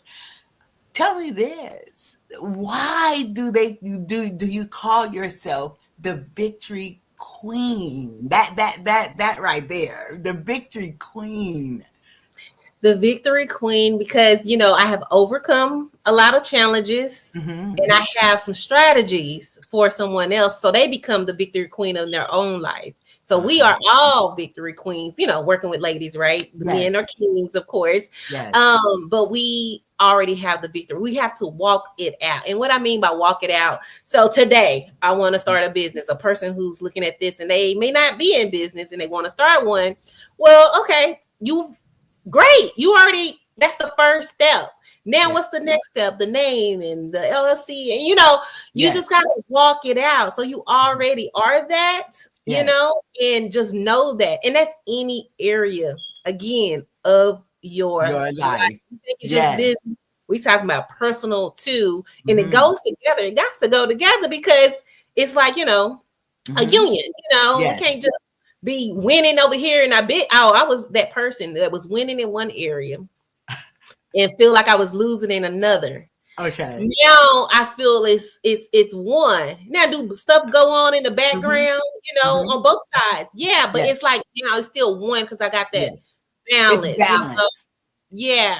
And Uh-huh. so it's important to know that again, I was the challenger. I was challenging, like it's a challenge, like it's hard. And you hear all these challenges, 21-day challenge, this and that. No, I got the victory already. It's not hard. Yes. It's hard. I just gotta walk this thing out. So our words are powerful. Yes. And so I want to speak power into my business. I want to speak power into the people I meet. I want to speak power into life in general so that we can all win, I like it that you say walk it out, because it's one step at a time.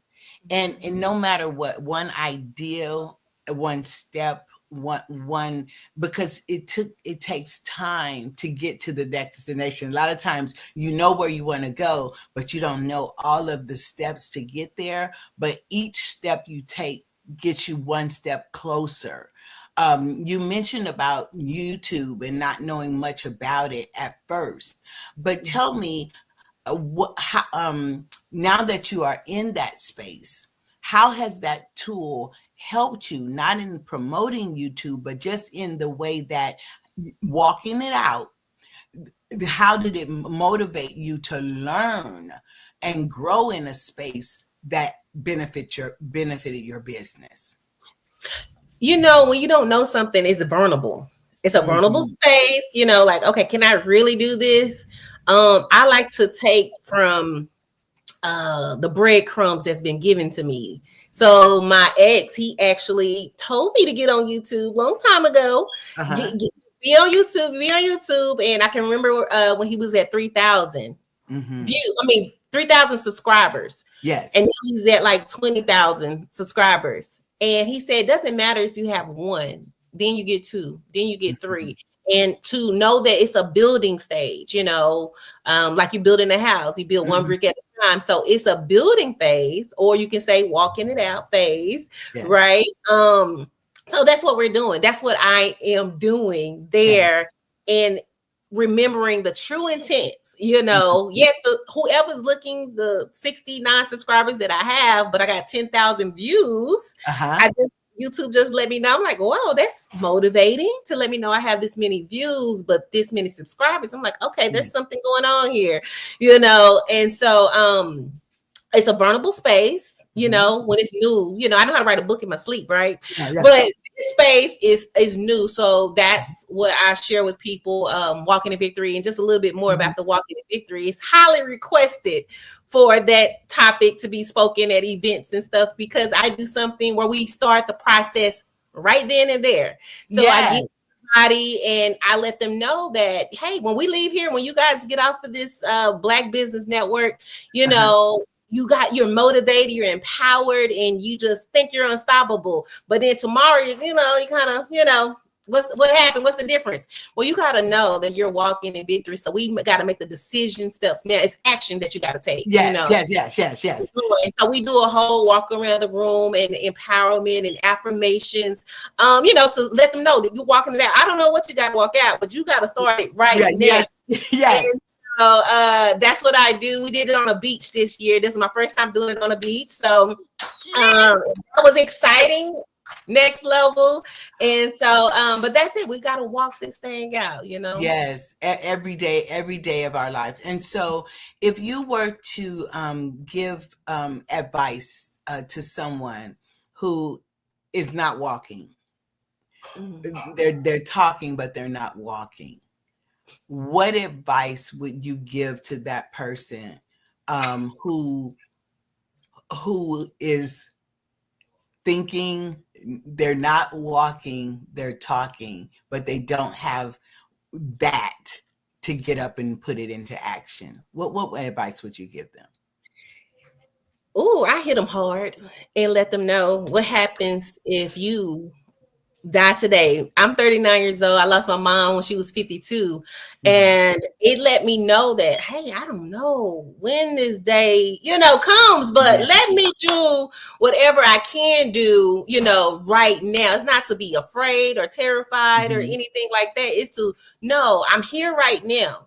Yes. get up and write, write that book, write that story so someone else can get the victory from your story. Most times I do understand, like, we don't think our story is valuable. Like, who's going to listen to me, but I want to tell you, the things that you devalue, other people value. Yes.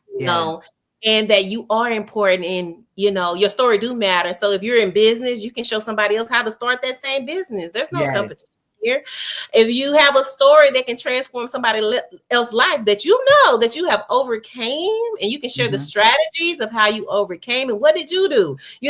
Well, somebody already wrote a book about being a teenage mom. Well, they ain't wrote it like you, So, we all have something to share, and I'll just tell them, put it in a book form. It don't even have to be a book. It could be that business. It could be, you want to go back to school, whatever that may be to elevate you in your life. I just tell you to do that.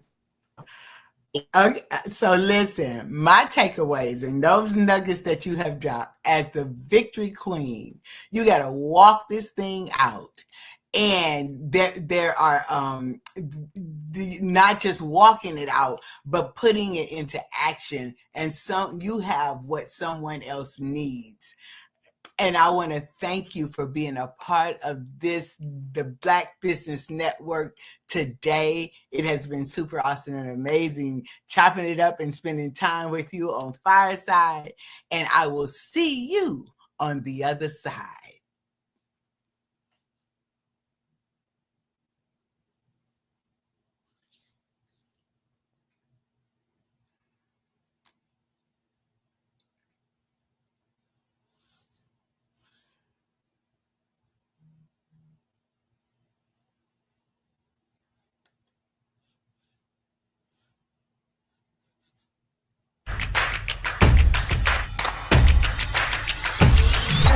How are you? I'm good. Where's my popcorn, dude? Listen, if you do a good job on this interview, you get some popcorn. That's the deal. That's the deal you make with your nuggets. Ow!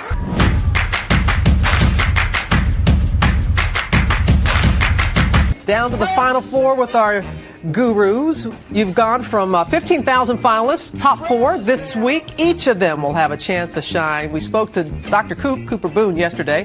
This morning, WNBA champion turned life coach Fran Harris is with us right now. She's going to answer some questions in just a little bit. I'm grooving right now. Yeah, I know. Express yourself. You just express. Well, let's get to know Fran Harris a little bit better. Love and happiness.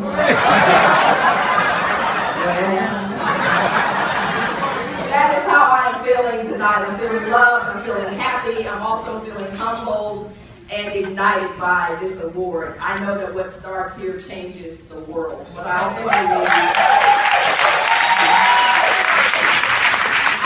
believe that in order to continue to change the world, we must challenge what we do here. We must ask the question, why? We must ask the question, why not? Why are there not more Black instructors at the University of Texas? Why are there not more female athletic directors in the country? Of course, most importantly, why did it take them so long to get Bluebell ice cream back?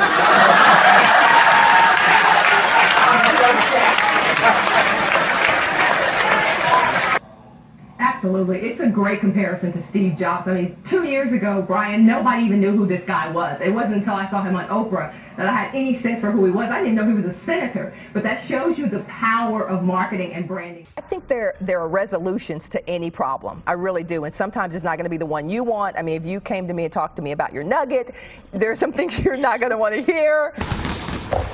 Sport and family are two things that have helped define Fran for her entire life. I didn't start playing basketball until I was 15 years old. My senior year, we ended up going 34-0 and becoming the NCAA's first undefeated women's national championship team. She followed up her college career with a championship as part of the WNBA's Houston Comets. So on one hand, I work with Fortune 100 companies who have $50 million marketing and sales budgets, all the way down to the sister who just has this great idea in her mind that she can't quite figure out how to bring it to the market. So it may not necessarily be a big $100 million business, But it's that idea, it's that dream, it's that passion, it's her calling that she has. You do not want to hurt her feelings as she is a loose cannon and may go off, but it is getting worse. Please advise the best way to deal with her. And I got this question because what? I'm just asking. I'm just saying. Sloppy eaters in Texas.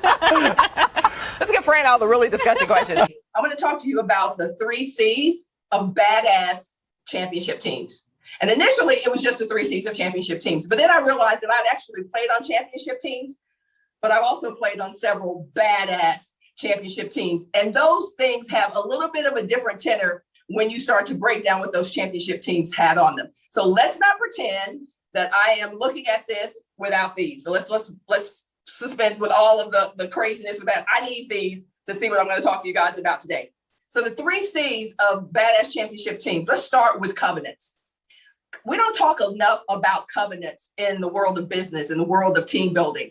Those are the promises that you and your teammates make to one another. The promises that your leaders make to you about their leadership, about what they want to create. And so I've broken those down into a couple of things, and I'll give you guys these slides when we're done. Every covenant, every team has a mission. Every team, every badass championship team has a mission. Now the two of them are going up together. It's about teamwork. It's about trust. It was about bringing you together to communicate and to connect and to trust each other and to become a better team with each other. Not just on a high wire or a trapeze, but also with your kids and in your relationship. I love the deal, and I'll take your deal, Barbara. You got it. I wish I could hug you, but I can't. But let's go. I'll make up for it later, all the hugs. Thank you. Thank you guys. Congratulations. Thank you very much.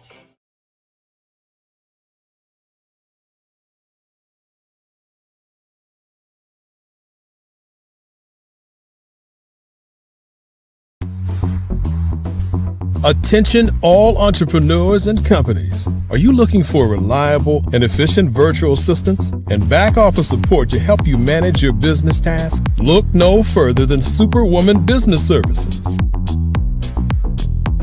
Our team of virtual assistants provides a full range of administrative support services, including operations management, social media marketing, and much more. We also offer website design services to help you create a professional online presence that reflects your unique brand. In addition to administrative support and website design, we offer business development and structuring services to help you grow your business and achieve your goals. We'll work closely with you to identify areas of improvement and develop a customized plan to help you reach your full potential. At Superwoman Business Services, we understand that running a business can be overwhelming and time-consuming. That's why we're here to help you fly high and achieve success. Our virtual assistants are highly skilled, experienced, and dedicated to providing you with the support you need to thrive. Come fly with us and take your business to new heights. Let us help you become the superhero entrepreneur you are meant to be.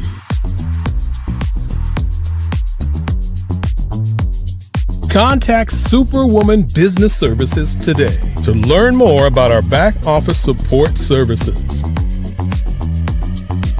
Come fly with us and take your business to new heights.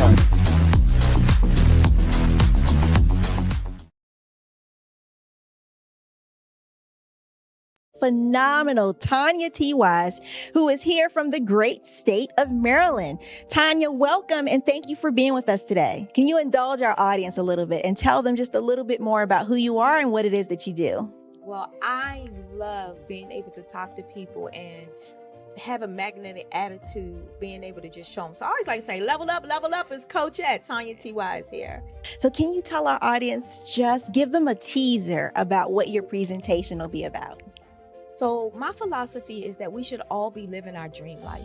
So tomorrow I'm going to talk about how you start living your dream life. What are some of the things that you thought about in your childhood that you just kind of let go and dormant? Wow. And I want to reignite that and just give you some pointers and some tips, some tools, some strategies to be able to start living your best life now. And guess what, Rhonda? and leave an inheritance for your legacy. Oh my goodness. Okay, I know that's resonating with a lot of people. I've heard that you have a dynamic coaching program. Can you tell us a little bit more about that? Absolutely. So our coaching program help people that have the lack of time, that lack strategies, and lack the confidence to go after their dream life. So we help them implement tools, we help them implement strategies, as well as give them resources so that they can live their best life now and leave that inheritance. Wow. Oh, I love that. I love the leave the inheritance part. Listen, you are dropping some major nuggets, and I know a lot of what you're saying is resonating with a lot of people, but I think we're all curious. How did you even make this transition into the speaking and coaching arena? What's the story behind this? So I started out in finance, and I realized that a lot of people don't necessarily go after their dream life because of the lack of finances or the education behind finances. But it wasn't until I lost my firstborn, my only son, that life changed for me. And where I was going after it all, living the corporate life, hit my 6-figure income and living in my dream house with my dream man, driving my dream car. I nearly lost it all when I lost my son. And so I realized it only takes one financial catastrophe that can change your entire life. That's what made me start All New Beginnings. Because no matter what's going on in life, there's a new beginning. And because of that, we develop a program called Wise Minded. My little slogan is, don't just dream it, let's live it. If they want to connect with you or work with you, what is the best ways for them to be able to do that? Well, for my social media guru, you can connect with me on every single social media platform as Tanya T. Wise.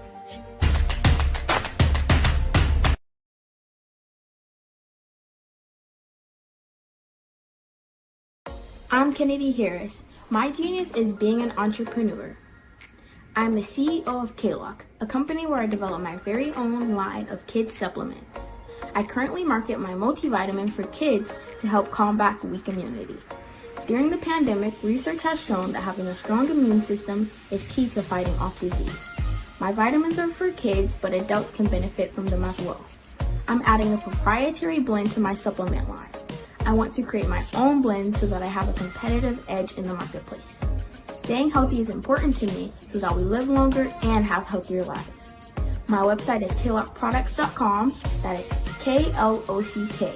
Genius is common.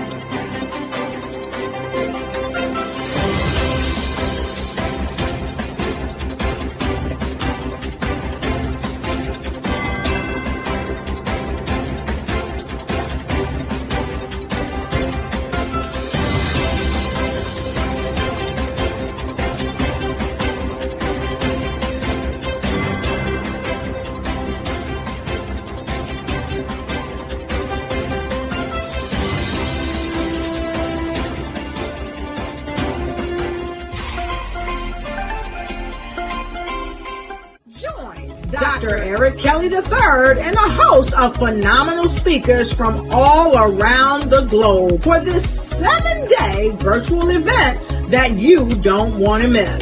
The mission of the Black Business Expo is to raise scholarship money from kids all the way from high school all the way from college. The Black Business Olympics is one of the largest Black business showcases in the world. It is an opportunity for businesses and companies to showcase their businesses globally. We are going to be giving away laptops up to $5,000 away to students. Again, I'm Olivia Appleberry, the founder of 2 Cents Finance and one of the speakers for the expo. I am so excited to see you there. For more info, go to www.blackbusinessexpousa.com or call 919-308-9090 and hope to see you there. I am Black Business. From the moment I wake until the time I sleep. Yes, I am Black Business. I am Black Business. Tell me, are you Black business? I am Black business. Do you support Black businesses? Listen, I support Black business because I am Black business. Black Business Expo, one of the largest business showcases in the history of Black business in the world. The world! Sign up today at www.blackbusinessexpousa.com or call 919-308-9090. I am Black business. I am Black business. From the moment I wake until the time I sleep, I am Black business. I am Black business. Are you Black business? I am Black business. Do you support Black businesses? I support Black business because I am Black business. Black Business Expo, one of the largest business showcases in the history of Black America in North Carolina. Join Dr. Eric Kelly III and a host of phenomenal speakers from all around the globe for this 7-day virtual event that you don't want to miss. The mission of the Black Business Expo is to raise scholarship money from kids all the way from high school all the way from college. The Black Business Olympics is one of the largest Black business showcases in the world. It is an opportunity for businesses and companies to showcase their businesses globally. We are going to be giving away laptops up to $5,000 away to students. Again, I'm Olivia Appleberry, the founder of 2 Cents Finance and one of the speakers for the expo. I am so excited to see you there. For more info, go to www.blackbusinessexpousa.com or call 919-308-9090 and hope to see you there. I am Black business. From the moment I wake until the time I sleep. Yes, I am Black business. I am Black business. Tell me, are you Black business? I am Black business. Do you support Black businesses? Listen, I support Black business because I am Black business. Black Business Expo, one of the largest business showcases in the history of Black business in the world.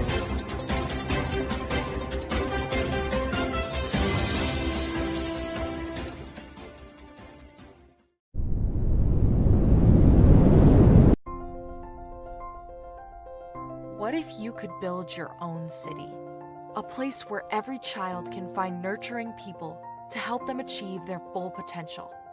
A place where every adult can access job training support, where health education is abundant, where social justice ruled the land. A place without limitations. Welcome. You have arrived at STEM City USA.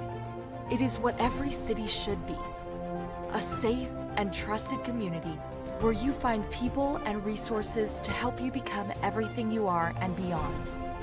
STEM City is unlike anything you have ever experienced. It is a digital twin of the world around you, only better.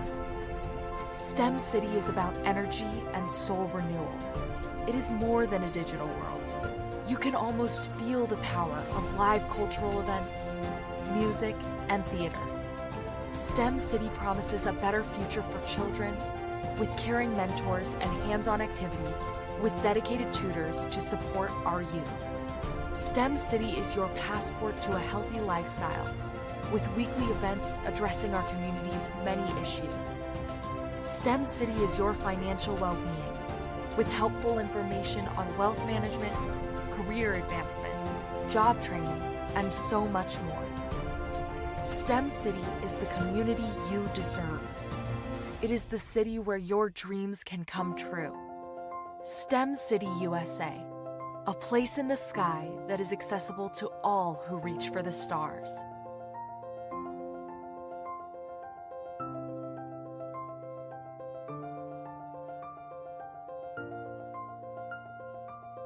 The Black Business Expo's mission is to raise funds for high school seniors going to college or K through 12 entrepreneurs. This expo is a fundraiser for students. Please, you may go to www.blackbusinessexpousa.com to donate to the scholarship fund or use the Cash App at $BBXUSA. Our goal is to give laptops and up to $5,000 to 10 students. Students can register online at www.blackbusinessexpousa.com. Every dollar counts. Please donate to the Black Business Expo USA Scholarship Fund.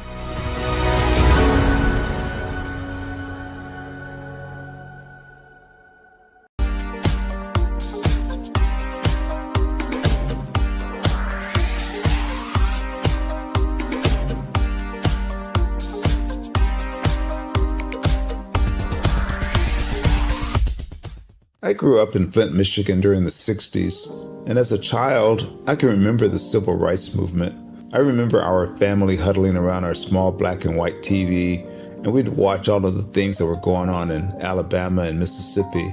Some of my older cousins were active in the movement, and each week we would have a large Sunday dinner with the extended family, and they would come back and tell us about all of the things that they had seen and done.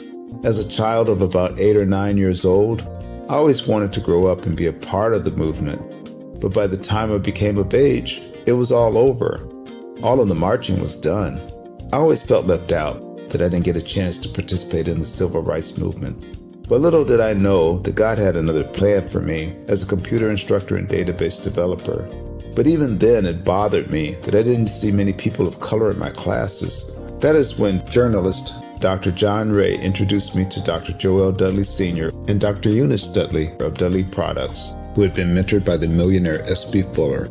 Through Dr. Dudley, I was introduced to Dr. Lafayette Jones, past Vice President of Marketing for John H. Johnson of Johnson Publishing, and his wife, Sandra Miller Jones, who was the Vice President at Quaker Oats, and together they created SMSI, a national marketing firm. Dr. George C. Frazier of FrazierNet and the Power Networking Conference, Dr. Jackie Mayfield of ComproTax, founder of the largest black-owned income tax service, and even billionaire Michael B. Roberts. They all believe that the way to close the wealth gap is through entrepreneurship, because we as a people had to overcome slavery, and secondly, obtain our civil rights to be able to eat in any restaurant or stay at any hotel that we wanted. But the third piece is economic equality. And now I am also convinced that we must become entrepreneurs, and to do so we must embrace technology and a strategy of global networking. That is why I created Every.Black, to use my vast experience as a computer instructor to teach entrepreneurs how to use technology and artificial intelligence in business. Every.Black members are listed in our online website directory, promoted in our digital newsletter, on our social media, and on our podcast. And we also conduct weekly virtual mastermind meetings where we read positive books, learn from the experts, while networking with like-minded individuals from around the world, educating them about every aspect of becoming a successful entrepreneur. That is what Every.Black is all about. Just go to www.every.black to take the AI and tech classes you need, to register for our mastermind meetings, and to join the Every.Black family. Visit us at www.every.black and sign up today. Just go to every.black, every.black. No .com, no .net. Just every.black. .black is the new .com.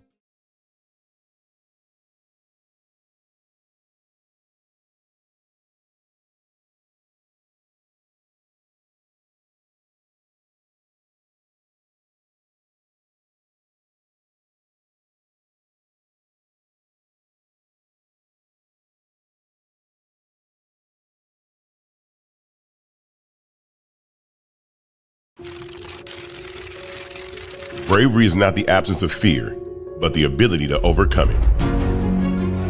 We stand for those who defy suppression, who speak out, and those who walk the road less traveled. Everyone deserves to be seen and their voices to be heard. We're sparking a movement, growing a community of creators united by the desire for freedom, choice, equity, and ownership. At Fanbase, it's all for one and one for all. We support each other to guide, promote, and uplift you in a place where you can unapologetically be yourself. A place where your voice, ideas, and creativity are not just welcomed, but celebrated. We are Black founded, minority funded, and supported by a diverse, inclusive, powerful community that believes in the strength of authenticity and individual choice. Regardless of success or background, we welcome you, the marginalized, the underappreciated, the successful, the superstar. We're for all who seek a space to express themselves freely, where they are rewarded for being their authentic, true self. We transcend labels because only we have the right to define ourselves. We are built for the brave, the culture, the creators, and for the future where everyone has a power to shape their own destiny, where all are empowered, voices are amplified, and freedom is embraced. For the first time, you have a chance to own the platform you helped make popular. It's a revolution, a movement in how we connect, create, and share. Everyone is a creator, and everyone has a fan base.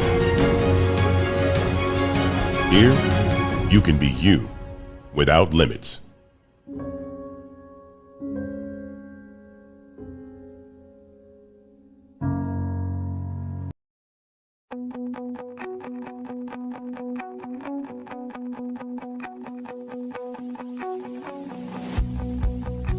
I am Black Business. From the moment I wake until the time I sleep. Yes, I am Black Business. I am Black Business. Tell me, are you Black Business? I am Black Business. Do you support Black businesses? Listen, I support Black business because I am Black Business. Black Business Expo. One of the largest business showcases in the history of Black business in the world. The world!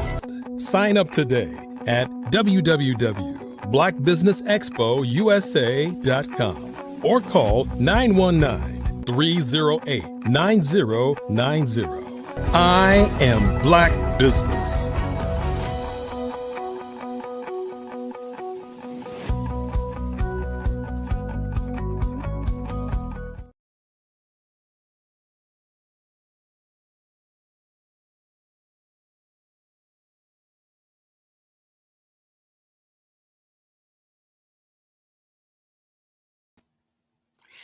Good day, business owners, entrepreneurs, thought leaders, and corporations. Welcome to the Black Business Network. My name is Clarissa Williams. I am your business moderator for today on the Black Business Network. The Black Business Network is a 24-hour business network showcasing Black businesses, business owners, entrepreneurs, and thought leaders worldwide.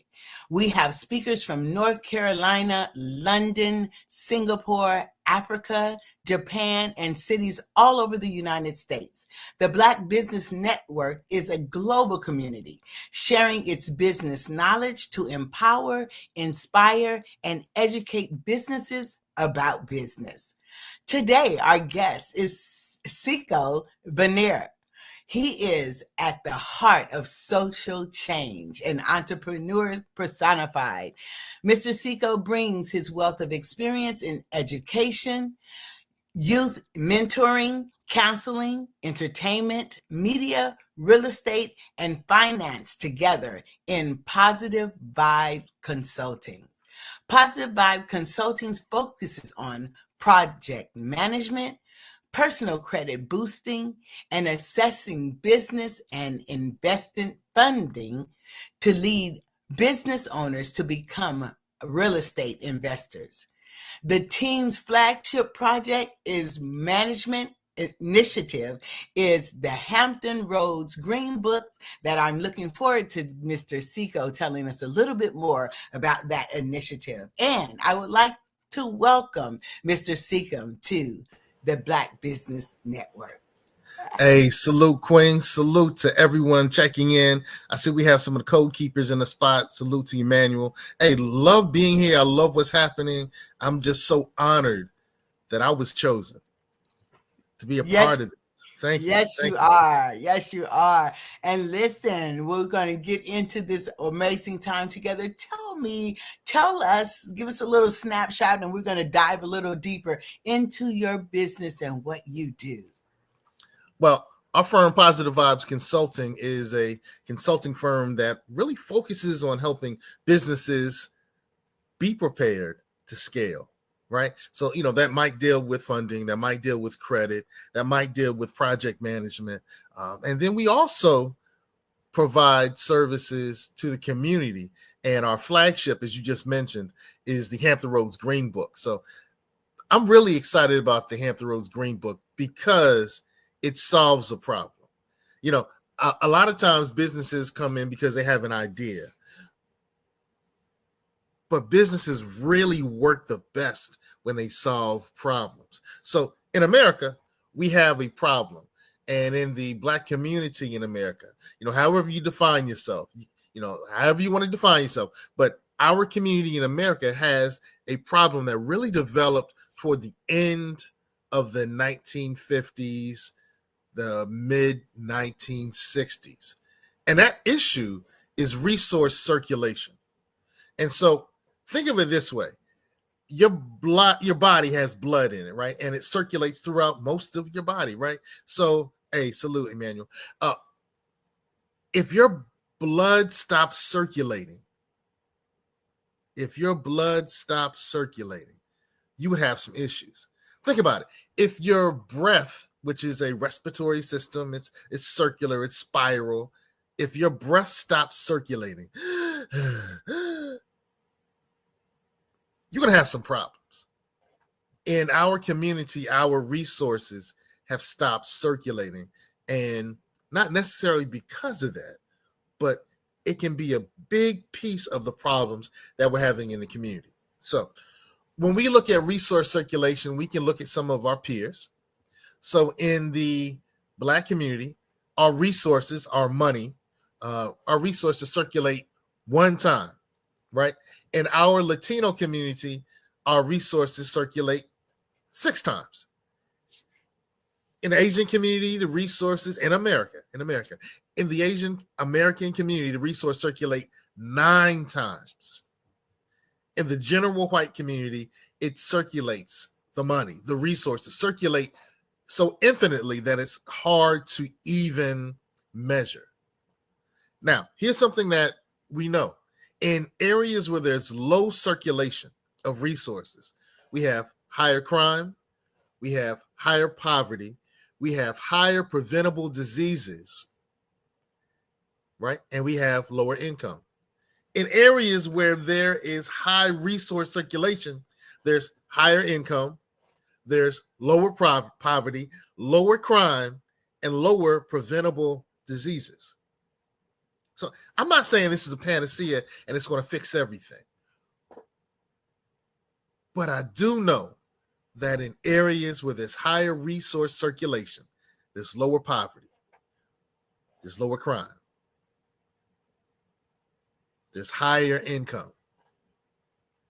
So I say let's resource and let's circulate our resources a lot stronger and longer. So our flagship project right now, the Hampton Roads Green Book, does just that. It's a online resource directory of our businesses, organizations, and professionals. So we can make sure that we can at least consider to spend our resources with our people first. Now, the Hampton Roads Green Book is slightly unique because it spotlights Black-owned businesses. It also highlights women-owned, veteran-owned, other minority-owned, and we allow anyone to really get a listing. but we put a big spotlight on our businesses because we realize, like Dr. King says, as we solve the problems that affect us, if we do it in a way that will get others on our back, we're going to have to deal with that problem along with the problems that we're facing. Now, I'm just paraphrasing Dr. King. He said it more eloquently, but his challenge to us was, as we deal and address the problems in our community, we have to do it in a way where it doesn't bring other problems. Yes. All right. So the Hampton Roads Green Book Directory spotlights our businesses, our professionals, our organizations. So if you're looking for a fraternity, sorority, you can find the links to those in our Hampton Roads area there. And this is just for the Hampton Roads area. Hampton Roads is Chesapeake, Hampton, Norfolk, Newport News, Portsmouth, Suffolk, and Virginia Beach, Virginia. It also includes Williamsburg. Peace to Nikki. It also includes Yorktown. We kind of let them hang out with us, right? So it's really the 7 cities, but it's really our region is 9 areas, 9 cities. So we focus on our businesses in our 9 cities. Right. And the great thing is, now that we have a repository where we can find each other, we can also make sure that our mental resources circulate as well. In other words, I have a business, I have an entertainment business, and let's say your son wants to become an entertainer. Well, now your son has an opportunity to do some work with my firm, right? Right. There's an internship that we can develop for you. And so it's not just circulating the money, it's circulating the opportunities. It's also coming together to do work on projects together. So 10 businesses come together and they invest in an 11th business that supports all the 10 businesses. That's the type of work that we're working on with the Hampton Roads Green Book. So right now it's just for the Hampton Roads area, and that's going to be our strong focus. But for the world, for the rest of the United States, our secondary flagship product is the Generational Flip docuseries. So we have listen, you're getting ahead of yourself, because I got some questions for you. Listen, let's jump into this fireside chat, and we're gonna dig a little deeper. Okay. So tell me this. What are some of the steps? We've talked about what the greatest thing is about solving problems. Businesses that solve problems are more successful. We talked about circulating our dollars within our communities. We talked about supporting Black-owned business with, the Black Business Network is all about that. So we talked about some things that align with what it is that we do on this platform. But I want to walk our listeners and our audience through a series of questions. What are the steps to gaining and maintaining wealth so that it can be transferred? Great question. I got some for you. Great question. Right. And that actually leads into what I was talking about with our second flagship. So we've created a documentary mixtape series called Generational Flip. Okay. And the idea is this generation can do something very different from previous generations so that we solve the problems that have continued to face us, right? Yes. So we can do something, we can do a generational flip. In episode 1 of Generational Flip, which can be found on YouTube.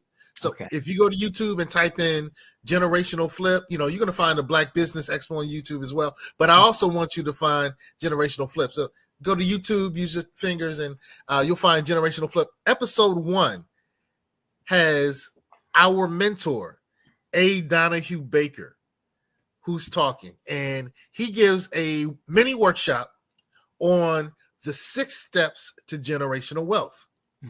And they're so simplistic, but they are so eye-opening. So the first step that he says, and this kind of throws some people because some people really haven't developed the mindset that they can achieve, which is one of the reasons why we have the documentary mixtape series, because it mixes investment information with mindset building concepts so that you're continually doing professional development with yourself. Number one in his list is to become a thousandaire. All right. And he defines that as somebody who within business or their job even is able to have $100,000 year. Once you have $100,000 year, according to A. Donahue Baker, you're no longer, unless you're silly, living paycheck to paycheck. And sometimes we're silly with our resources. That happens. You know, we all go through some silly moments. But number one is becoming a thousandaire. And so what he's saying to us is no matter what field you're in, like, you know, I do some work in education. If there's a cap, if there's a salary cap, what he teaches is if there's a salary cap in your field, you have to do something else so you can get to that point where you're making $100,000 a year. When you're making $100,000 per annum, you're really in a position where you don't have to live paycheck to paycheck. So go ahead. So would you say that the reason why is being a thousandaire important? So from your statement, you're saying that's important because you're no longer will be living from paycheck to paycheck. Why is being a thousandaire important? That's the reason why, because once we stop living from struggle to struggle. Yes. All right. Once we stop living in the struggle land. Yes. We can take our resources and use them in a way that's going to build for our future. While we're still in struggle land, we got to worry about today. Yes. You know, there's bills to pay today. Yes. You got to feed the kids today. Yes. But once we reach a certain level, most of us now, a thousandaire, you know, being $100,000 a year, it may need to be $2,000 a year, 200,000 for some people. It may have to be 50,000 for other people, but his general number is 100,000 because that's the point when we don't have to really focus on just today. We can really start building for tomorrow. Yes. And then listen, you just sparking some things. So if these sparks fly, I need you to stay right in that artery because I want everybody to get what they need to get in that vein right there, right? And so tell me this, is it possible for, is becoming a thousandaire possible for everybody? Yes. Will everybody do it? No. Well, if I can't, so that's the challenge. No, but it's possible. It's not that everybody won't do it, but how about for those people who don't know how to do it? So it's possible. So is there a roadmap? Because I'm not. Some people are not 100 air.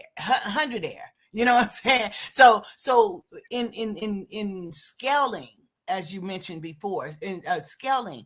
How do we get our people to mindset shift, to get off the struggle bus and get on another level of thinking to become a thousandaire? If you say it's possible for everyone, it's possible for everyone, and the challenge is, if you want more, you got to do more.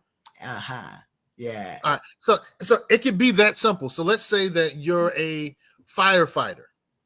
Well, your firefighter, you're going to be salary capped maybe $85,000 a year. So you got to do something else that's going to bring in $15,000 a year. Let's say you're a teacher, you're salary capped at maybe $60,000 a year. Now you got to do something else that's going to bring you in $40,000 a year. All of us can do something else. Do we want to do it? Most of us don't. Is it possible to do it? Yes. Will it be beneficial for us to do it? Yes. Can we be a blessing to others if we do it? Yes. Is anything stopping us from doing it? In most cases, no. Okay. So if I'm going to give step 1 and I'm going to give step 6 if you want to go to YouTube and watch the other steps, because it's a hard pill to swallow. It's a hard, the way he instructs these 6 steps is a very hard pill to swallow, but it's doable. We wrap it with some mindset things so that it makes it going down a little easier. Number 6, once we've achieved wealth. And the way to achieve wealth is buying wealth building assets. That's pretty much it. All right. If you buy something that's more valuable tomorrow than it is today, or 5 years down the road, because things go up and down sometimes, but buying and getting control of assets is his main strategy. All right. Now, so once you have those assets, number 6 is using the tools that are out there to make sure that even when you pass on, that what you pass on can be managed in a way that will continue building more assets for those who are behind you. And there are a lot of ways to do that. It could be, wills. It could be trusts. It could be the proper strategic use of life insurance. There are actually, family banks. There are he has about 15 to 20 strategies that he talks about, that if you use those strategies, once you acquire, now you can make sure it maintains. And we look at some of the families who've maintained in America. We look at the Rockefellers, when we look at families like the Hoovers, they've been able to do that. But it was something that was passed down generation to generation. That's the point. But sometimes we don't pass it early enough. We pass it when we're gone. I tell my children, I said, I want to give you a portion of your inheritance while I'm alive to teach you how to manage it. But I'm going to go to this question. Why is a wealth building mindset important? And it speaks to what we're talking about. A wealth building mindset important to your content, and even to have the desired results or reactions of change, I would say, in the mindsets of the people who even sit down and look at the documentary. You understand? Why is it important that our mindset shift in order to make these things happen? The importance of a mindset shift is because the importance is simply this. Once you understand and believe it, then you can move on and achieve it.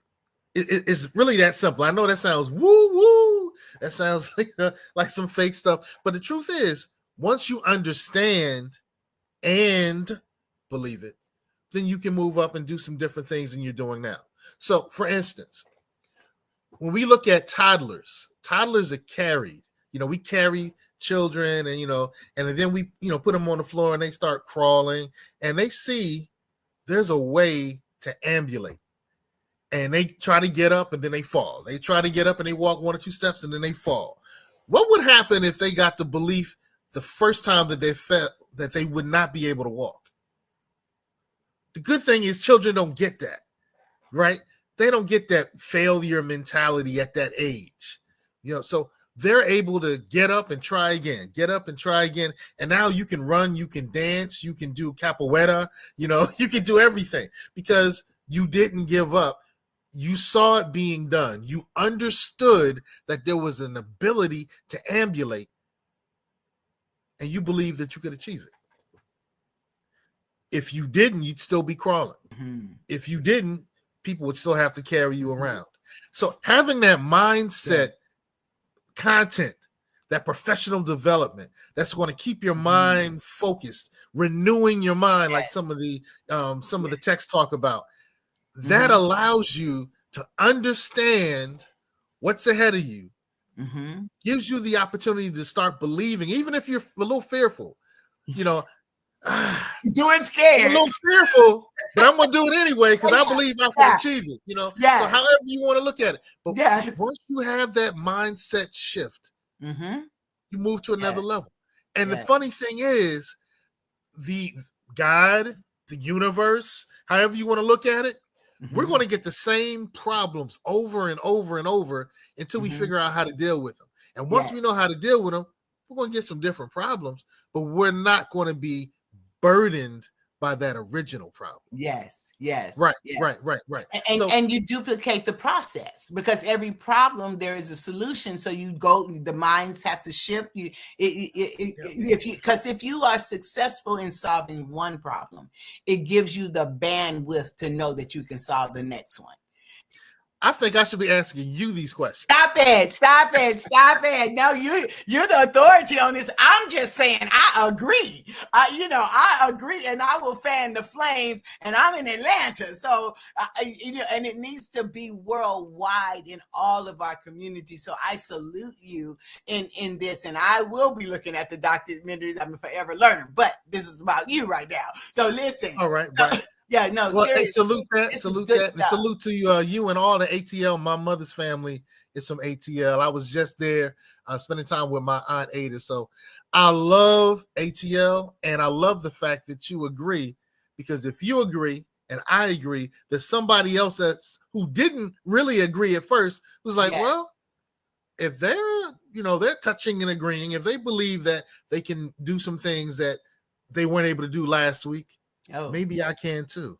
Yes, because there's strength in numbers and there's power in agreement. So, but so in making the shift and knowing how big the mindset piece play in this, where does financial literacy come in at? I want to ask you what does wealth building have to do with financial concerns and financial literacy? We'll get into it. Is it just a buzzword, or how does your stuff connect with the concept of financial literacy?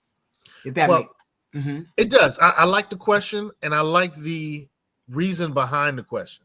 The reason that I'm in, and the way that I'm understanding the question is that financial literacy has become much of a buzzword. Yes. Right. So sometimes when things get too popular, we discount them. Yes. Right. Right.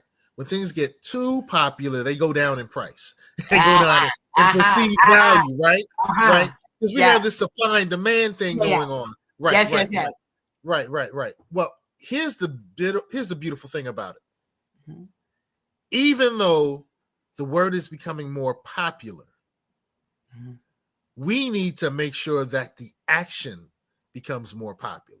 We need to make sure that the literacy itself in finance becomes popular. And there's so many areas in finance.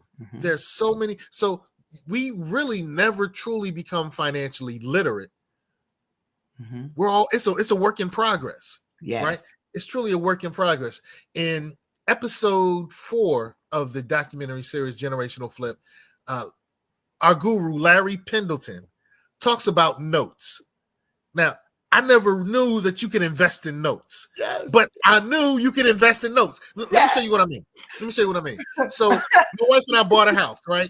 Yes. And 2 months after we bought the house, we got a letter saying that the loan was sold to an investor, and the investor was da-da-da-da. So I heard investor, and I thought bank. Oh, it got sold to another bank. It got sold to an investor. About a year later, the interest rates went down and people were refinancing out the wazoo. And that investor reached out to us through a letter, like 2 or 3 letters, and we ignored them, right? And then we got a phone call from the investor saying, hey, I sent you some letters. This is what we want you to do. If you stick with us and just say that you're going to sign this promissory note, that you're going to stick with us for the next 3 years, we're going to reduce your interest rate for 3 years. Absolutely. All day. Right? Right. That happened easily 15, 20 years ago, right? 15 years ago, easily 15 years ago. Now I realize that investor bought our mortgage from the bank.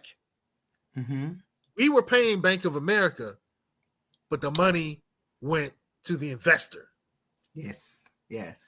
I never knew that you could do that. And now, because of episode 4, I've learned that you can do that I can do that with your, code keepers, everyone who's watching. Yes. I can do that with your credit card debt. I can do that with your medical debt. I can do that with your property. I can do that with your house. Anything that has a note, people can buy them and profit from them. And you buy the notes at a discount, So this is not normal financial literacy stuff. It blew my mind when he was talking about this. Listen, stop playing. Stop playing. Listen. No. Because that's why that's why I like to call it. We all have some, to your point, measure of financial literacy. Either you're good at it or you're not, but you have some, right? I like to call it financial intelligence. This is financial intelligence. Financial intelligence moves you beyond literacy. I know how much stuff costs. I know the value of the to now knowing how to leverage it, what to do with it, because you can get it and not know what to do with it. You're literate, but you don't have the intelligence necessary to grow it and to keep it and to multiply it. Now, along with that intelligence, you have to have a belief and understanding that others have done it before you. Yes. Right. So that's where the mindset shift, the mindset component comes in. Yes. Because we're going to give you some new information. It might not be new to everybody. It was new to me, blew my mind, right? We're going to give you some information, some financial literacy to add to your growing library of literacy. But we also need to show you that it works. We need to show you the ups and downs. And then we need to make sure you're wrapped in information that tells you, hey, you can achieve this. This is not beyond your measure. Hey, you're good enough. Hey, this is something that's going to be beneficial. So we combine the financial intelligence, using your term, and the mindset, professional development, mindset shift content. So that you can believe it, you can understand it, and now you know what to do with it. So let me give you another example. Let me give you another example. Come on with it. Because there's this queen. There's this queen, and I have to say she's a Hamptonian. I'm a Hamptonian, so proud Hampton University graduate, right? So salute all the HBCU, salute whatever, whatever you can. Hey, salute your elementary school, salute that, But this Hamptonian, Angel Rich. Now, her name alone is dope. Yeah. Angel Rich. No, see, Mom was like manna from the heavens, right? She was thinking about generational wealth when she had her. When she named her, she would think about consider that. Her parents did her well. Her parents did her really well. Now, one of the things that Angel talks about is how her mother specifically, she talks about her father as well, but the example I'm going to give now is just primarily around her mother.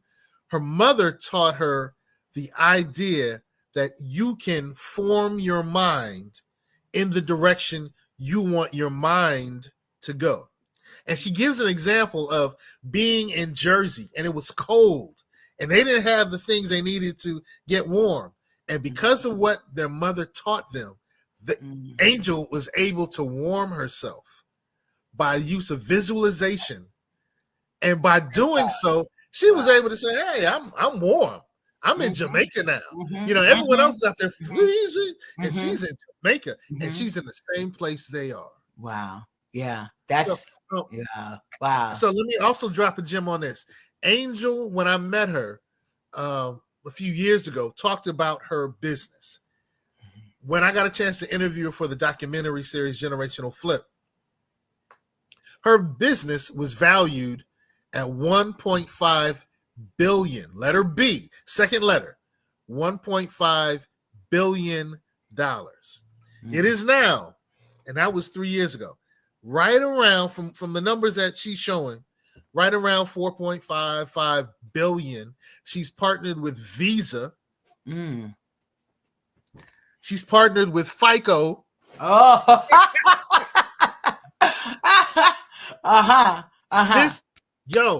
This queen is on fire. Wow. And she's built her firm is called Credit Rich, and they are a neo-tech bank, and they do other things that deal with finance, credit. It's a whole shebang. She does a much better selling it, but she didn't have to sell it to us. She sold it and partnered with Visa. Yeah. So that's a no-brainer. In financial intelligence, you don't even question. It is your strategic partnerships and alliances that give you the credibility that we on the literacy bus. Don't, need to just, like you said, there's nothing new. People have done things before. We are to glean and grow and learn from them, from the path that they set before us. So, man, listen, this has been invaluable. That takes us right to this space. We talked about financial literacy being a buzzword, and we kind of put some value to it, regardless to the spins that's on it, right? But generational wealth has also become a buzzword. And judging from this conversation, I'm not going to even ask, is it important? Because I think that would, yeah. But it is so important that just like the mom trained the child to think a certain way and manifest it, right?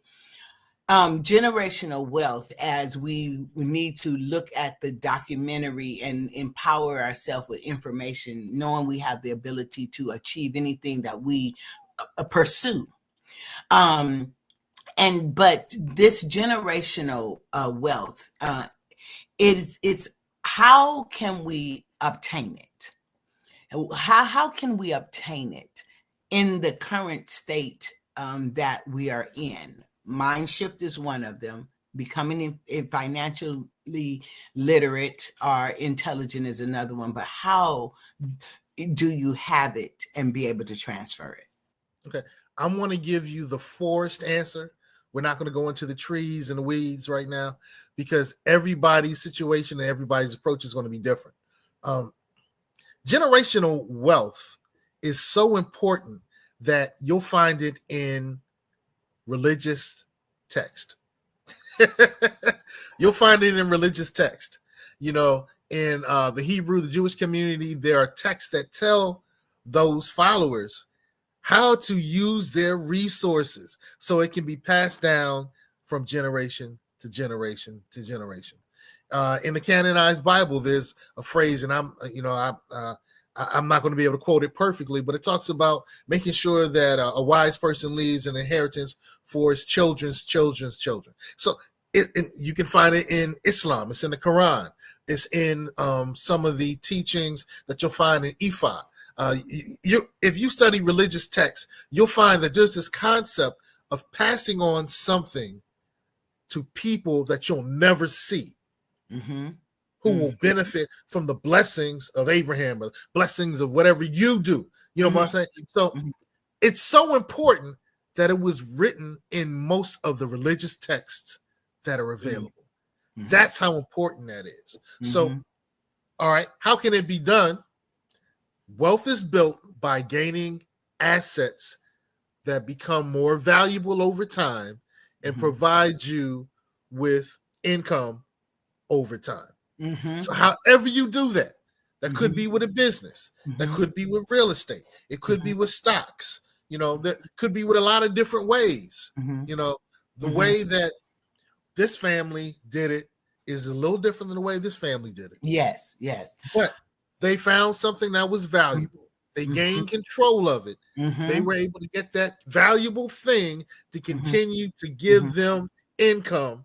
And they were able to put it in a vehicle that provided income for people behind them. And that's the high concept, right? Yes. That's the forest answer. So how do you do that on the individual version? Everybody's approach might be a little different. But here's the deal. Those platforms, those strategies are plentiful. Yes. You just got to get the plentiful assets so you can use those strategies. And you have to, and would you say that you have to get in the space where people are having these kinds of conversations so that you can be exposed to knowledge in order to make different decisions? And wealth is built, one thing you said specifically, over time. Wealth is a delayed gratification. There is some right now benefits, but when you're looking at an investment, you're not looking at it right now. Everything is so right now, that sometimes we're taking the gains before we really see the rewards. So it's a delayed gratification. Would you say? Absolutely. And that's one of the things that it's important to teach those who are behind us. Mm-hmm. Mm-hmm. The ability to delay gratification. Because those who learn that do a far better job of investing than those who don't. Yes. Those who learn that do better in the educational system than those who haven't learned that. Those who learn that do better on the playground.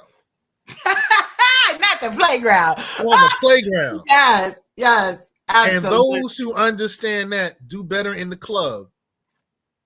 I don't know about that right there. Listen, can you tell the world? Can I get your number so I can call you? Not tonight. Yeah. But in 2 days. Okay, listen. I want you to tell us how to get in contact with you. Tell the world how to get in contact with you and how to get connected to the videos. All right. Well, the great thing is right now the videos are available on YouTube. So if you go to our channel is called Our Black Empowerment. It also has Get On Code. So my particular podcast is called Get On Code. Our code is empowerment. So we try to focus only on empowerment. So Get On Code, Our Black Empowerment. If you find that channel on YouTube, or if you just type in Generational Flip, you'll find either the videos or the audio book. And if you're an audiobook person, you can listen to the audiobook version. If you're not, if you're not, you can watch the videos. You can also go to generationalflip.com. So our website is generationalflip.com. With the Hampton Roads Green Book, I talked about that earlier. That's just if you live in the Hampton Roads area. So 2 up and 2 down for everybody in the 757. You can find the Hampton Roads Green Book in your app store. So if you're Team Apple, or if you're Team Android, you can find. Oh my God. Listen. I'm telling you, genius is coming, and I'm going to see you on the other side.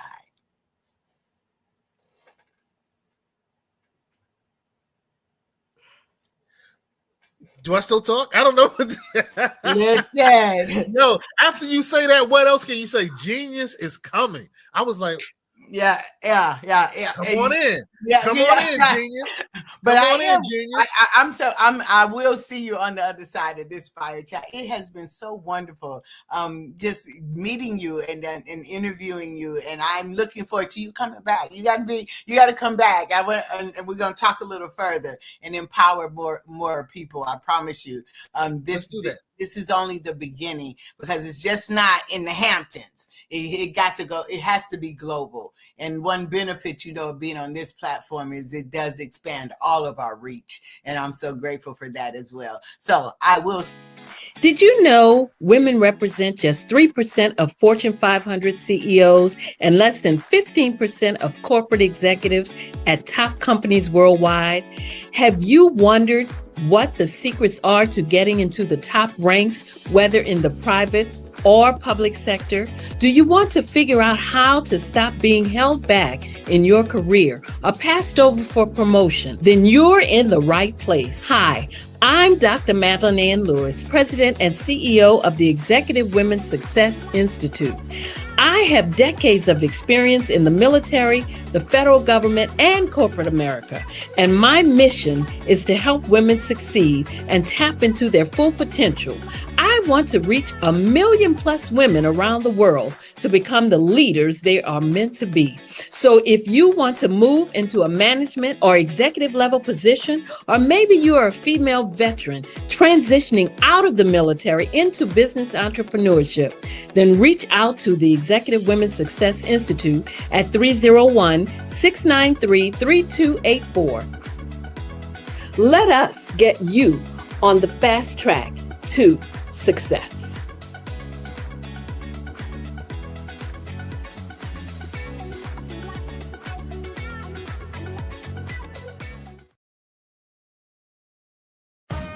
Are you an innovative entrepreneur or business owner ready to embrace the future of business transformation?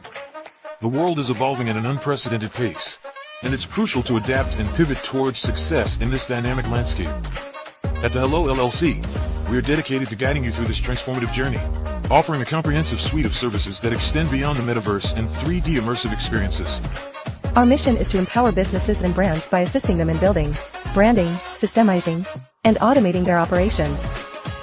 We specialize in steering businesses from a two-dimensional existence to a thriving three-dimensional presence, where opportunities abound. We help businesses harness the power of technology to work smarter, not harder, enabling them to operate efficiently and stay ahead of the curve. Our diverse range of services includes: Our Biz in a Box is a complete business solution package designed to jumpstart your entrepreneurial journey. From strategic planning to digital infrastructure, we've got you covered. Your one app, one tap solution.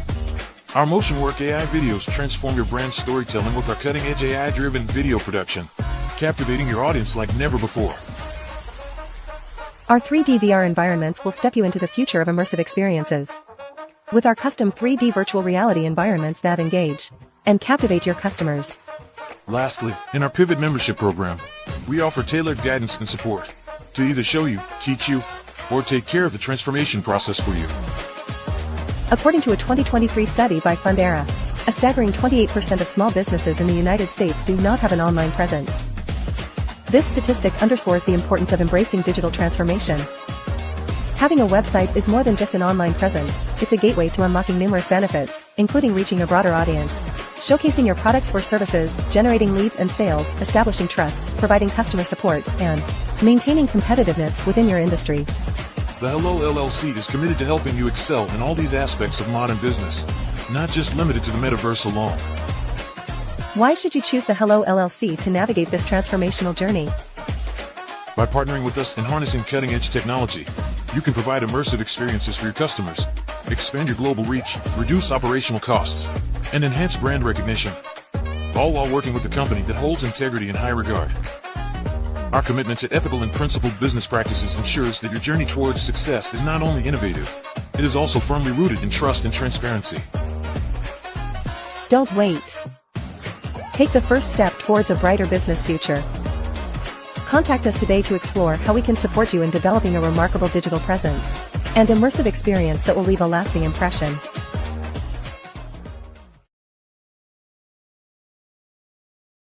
Absolutely. So our coaching program help people that have the lack of time.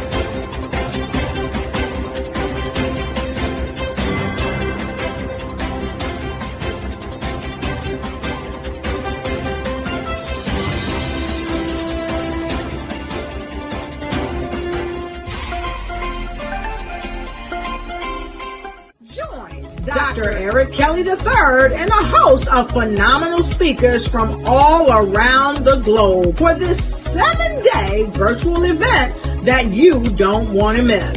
The mission of the Black Business Expo is to raise scholarship money from kids all the way from high school, all the way from college. The Black Business Olympics is one of the largest Black business showcases in the world. It is an opportunity for businesses and companies to showcase their businesses globally. We are going to be giving away laptops up to $5,000 away to students.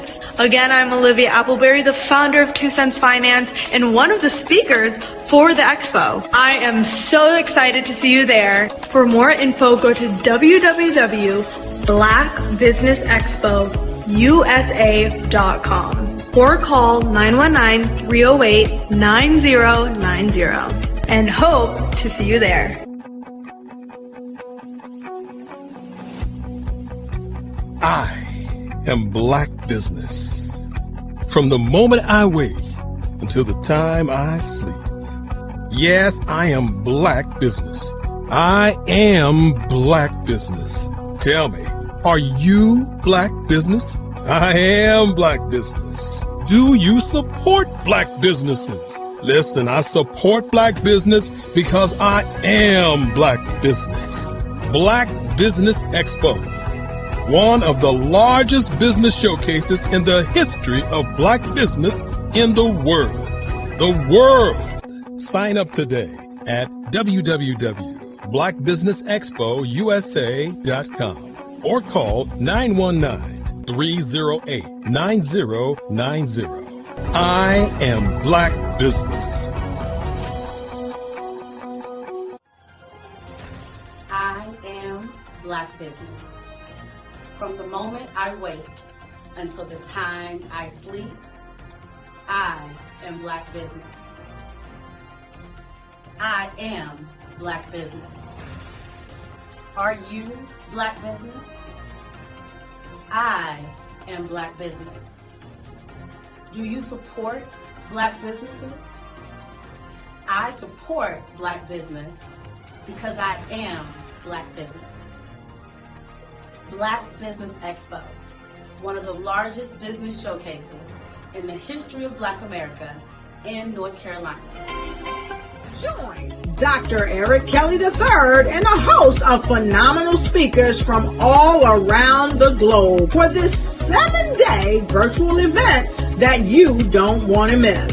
The mission of the Black Business Expo is to raise scholarship money from kids all the way from high school all the way from college. The Black Business Olympics is one of the largest Black business showcases in the world. It is an opportunity for businesses and companies to showcase their businesses globally. We are going to be giving away laptops up to $5,000 away to students.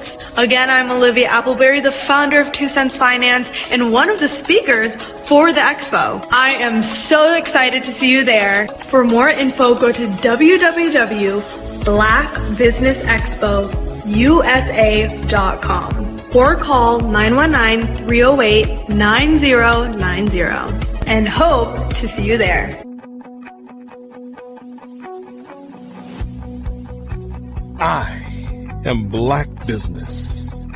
From the moment I wake until the time I sleep.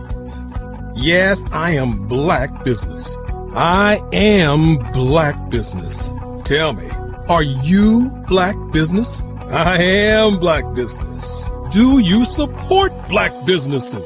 Listen, I support Black business because I am Black business. Black Business Expo, one of the largest business showcases in the history of Black business in the world.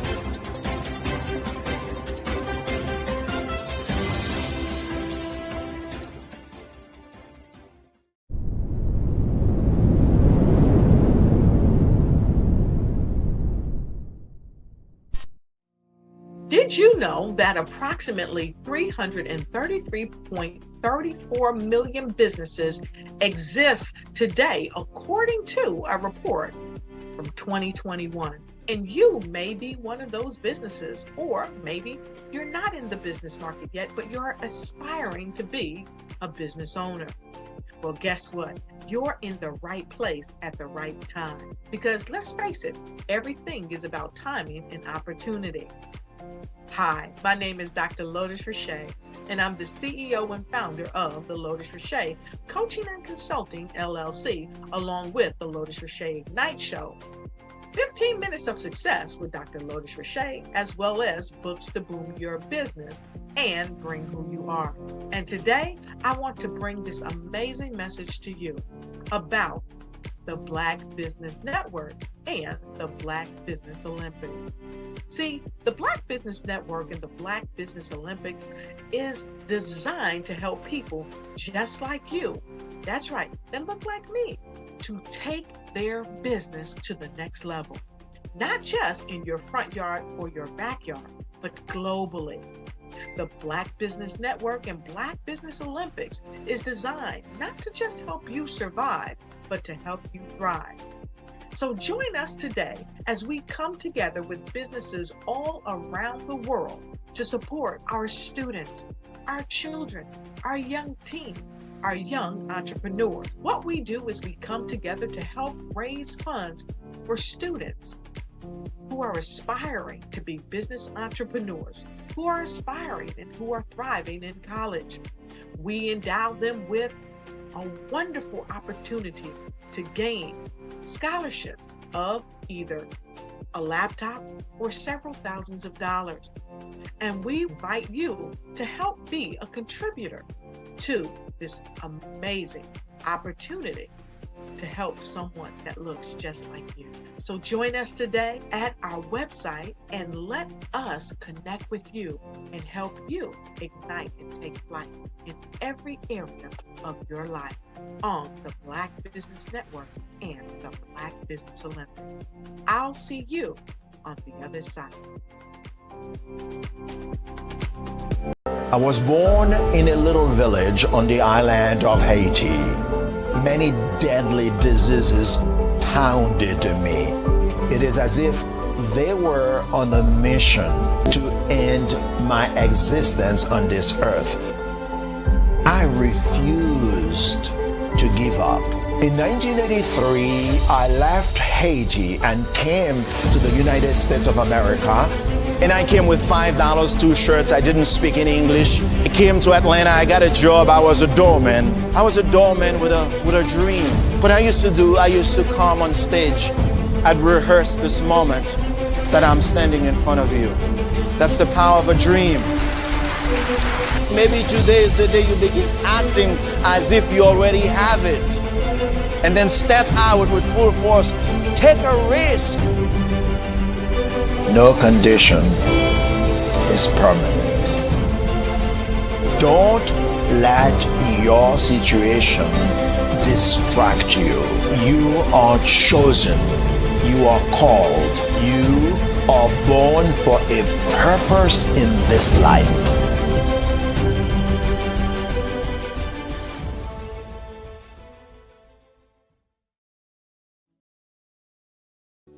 Follow the Brand TV broadcast host, Grant McGaw, as he visits with top executives and entrepreneurs to find out their secrets of success with their personal brand. Follow the Brand TV broadcast host as he focuses on brand development to build better relationships, bring value to your business, relationships, and career. You will enjoy listening to each episode that is tailored to speak to you directly. If you're looking for this type of clarity in terms of building your brand, you have tuned into the right station. Each episode will help you to shape a conversation in the 5-star BDM network of 20,000 professionals and become a springboard for your corporate engagement and business opportunities. Each guest will frame their story in the areas of personal branding, business development, career development, financial empowerment, and technology innovation. Grant McGaw explains why he is the CEO and owner of his own professional career. Grant is an accomplished business leader and entrepreneur who wants to give back to individuals to grow their personal brand strategy. Tune in as he weaves his story about new possibilities, while to you exceed expectations. If you love storytelling, this show will make for fun.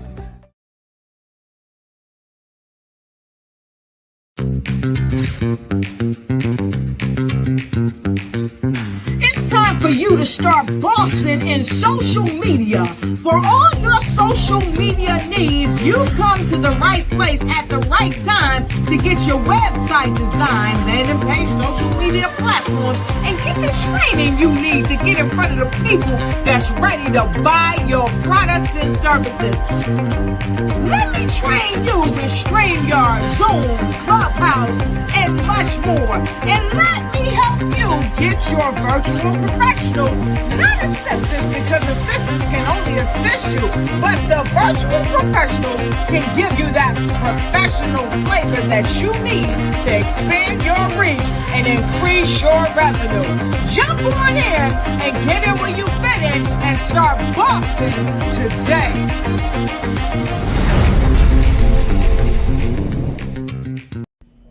Why do I do what I do? You know, my life coach asked me that a few years ago. And she said, Tony, what's your why? And I told her, and she said, girl, you've already accomplished that. Perhaps you need a new why. Hi, Tony Harris, Amy Hoydu with Say It Said Marketing, one of your students. And just wanted to say thank you, Tony Harris, for spending so much time with me and giving me that boost in my business that I so drastically needed.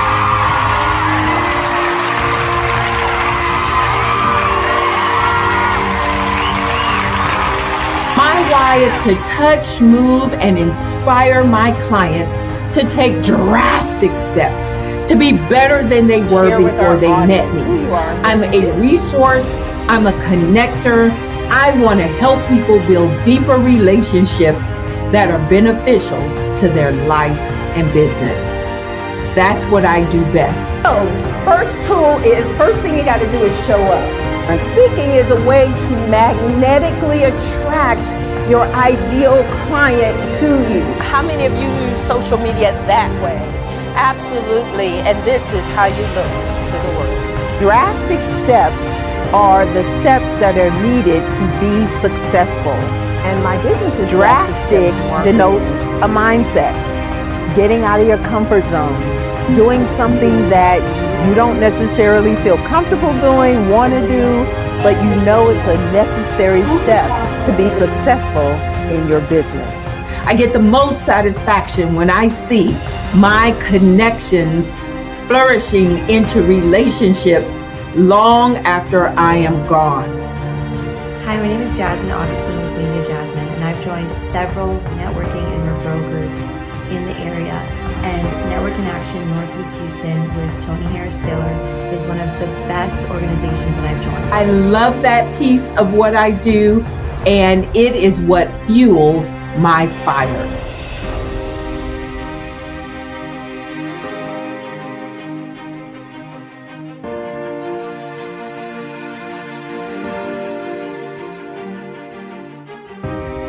My name is Tony Harris Taylor, saying take a drastic step today for a fantastic tomorrow.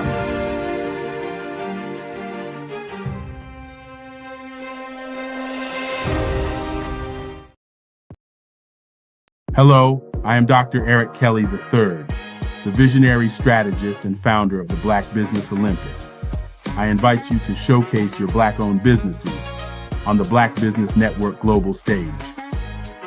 The Black Business Olympics is a global Black Business Network platform that propels Black-owned businesses into the international spotlight. By showcasing your business on the Black Business Olympics platform, you can reach a worldwide audience of potential customers, partners, and investors. You can also establish yourself as a thought leader and expert in your field, attract lucrative partnerships, and more speaking engagements. In addition, the Black Business Olympics platform provides a valuable opportunity to connect and collaborate with like-minded entrepreneurs and business professionals from around the world. This can lead to new business opportunities, ideas, and relationships.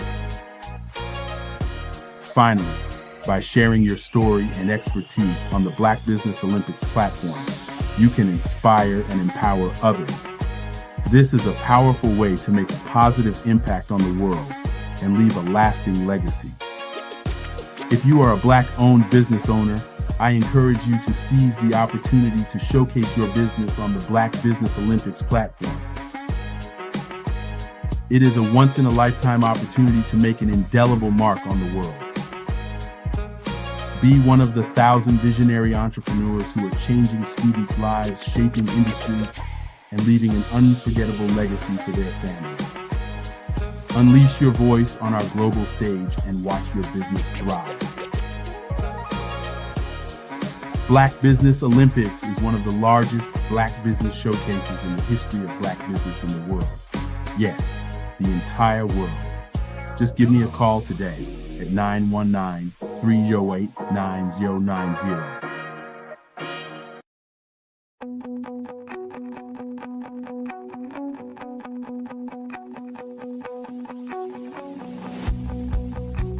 I am Black business. From the moment I wake until the time I sleep. Yes, I am Black business. I am Black business. Tell me, are you Black business? I am Black business. Do you support Black businesses? Listen, I support Black business because I am Black business. Black Business Expo, one of the largest business showcases in the history of Black business in the world. The world! Sign up today at www.blackbusinessexpousa.com or call 919-308-9090. I am Black business.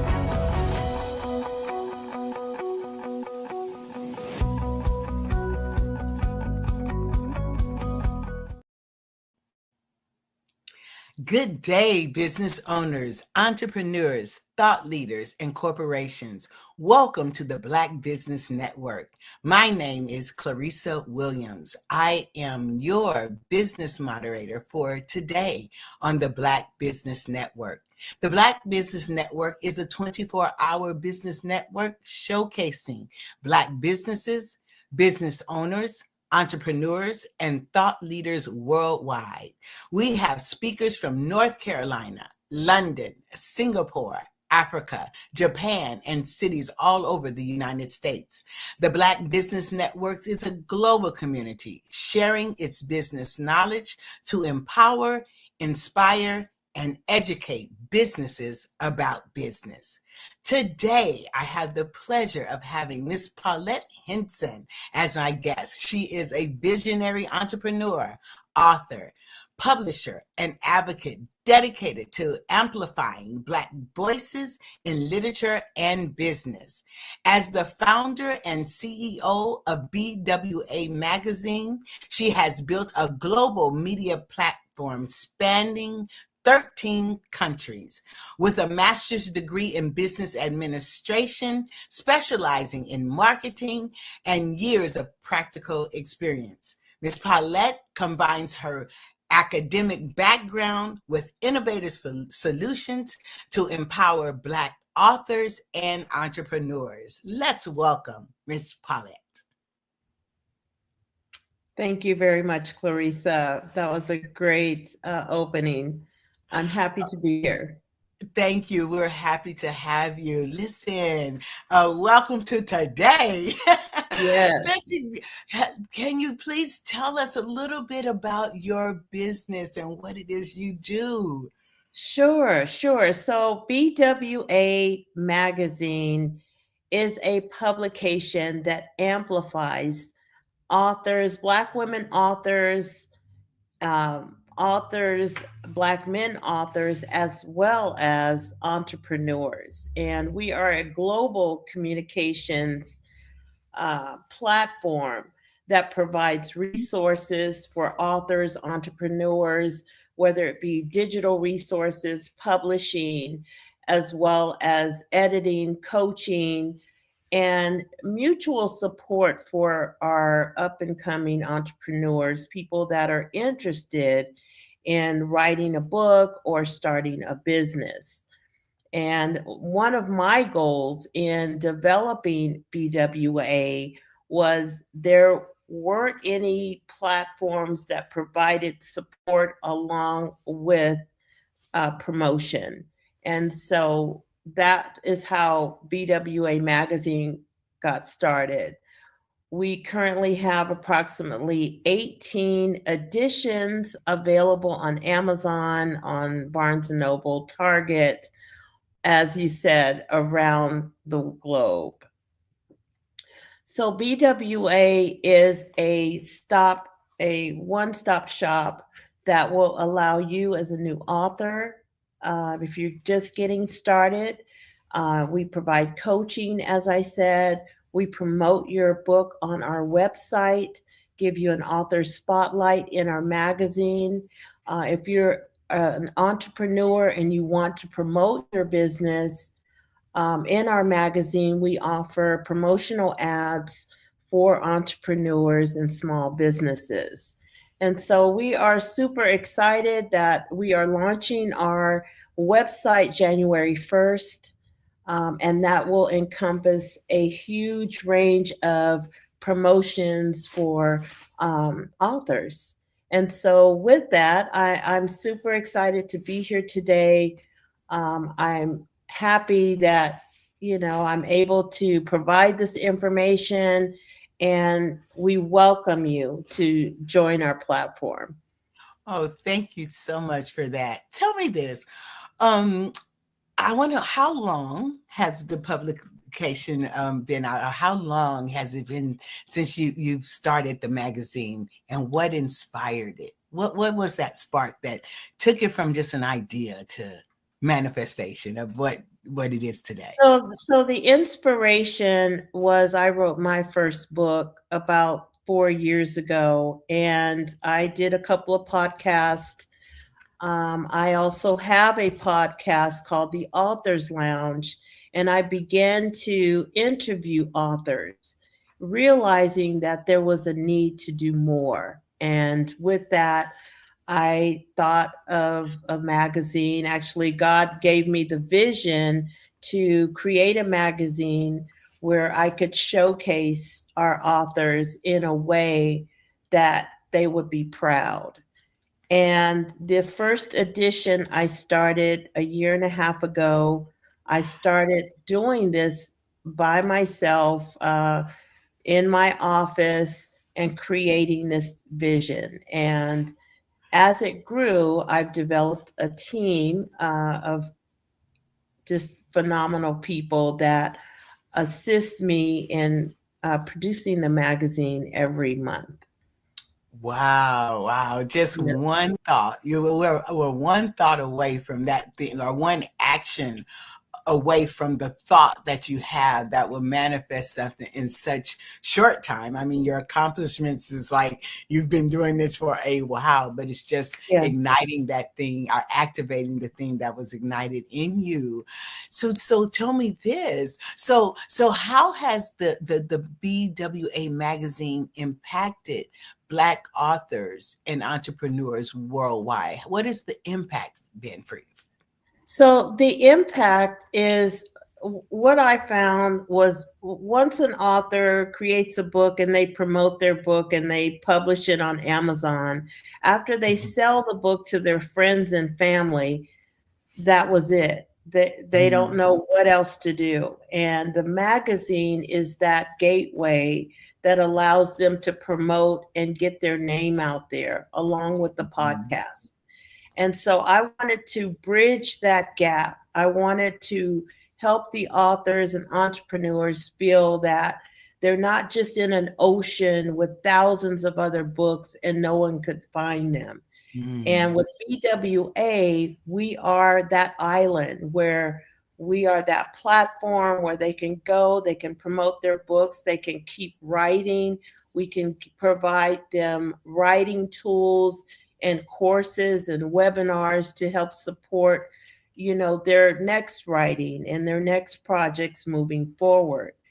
And it really gave me an abundance of joy to see the light in their faces, the shine, their smiles, their joy of being in a magazine, being on the cover of a magazine, and seeing their face along with their book, on that grand stage. And that was something that I had no idea I was going to see that. And I've seen it over and over again.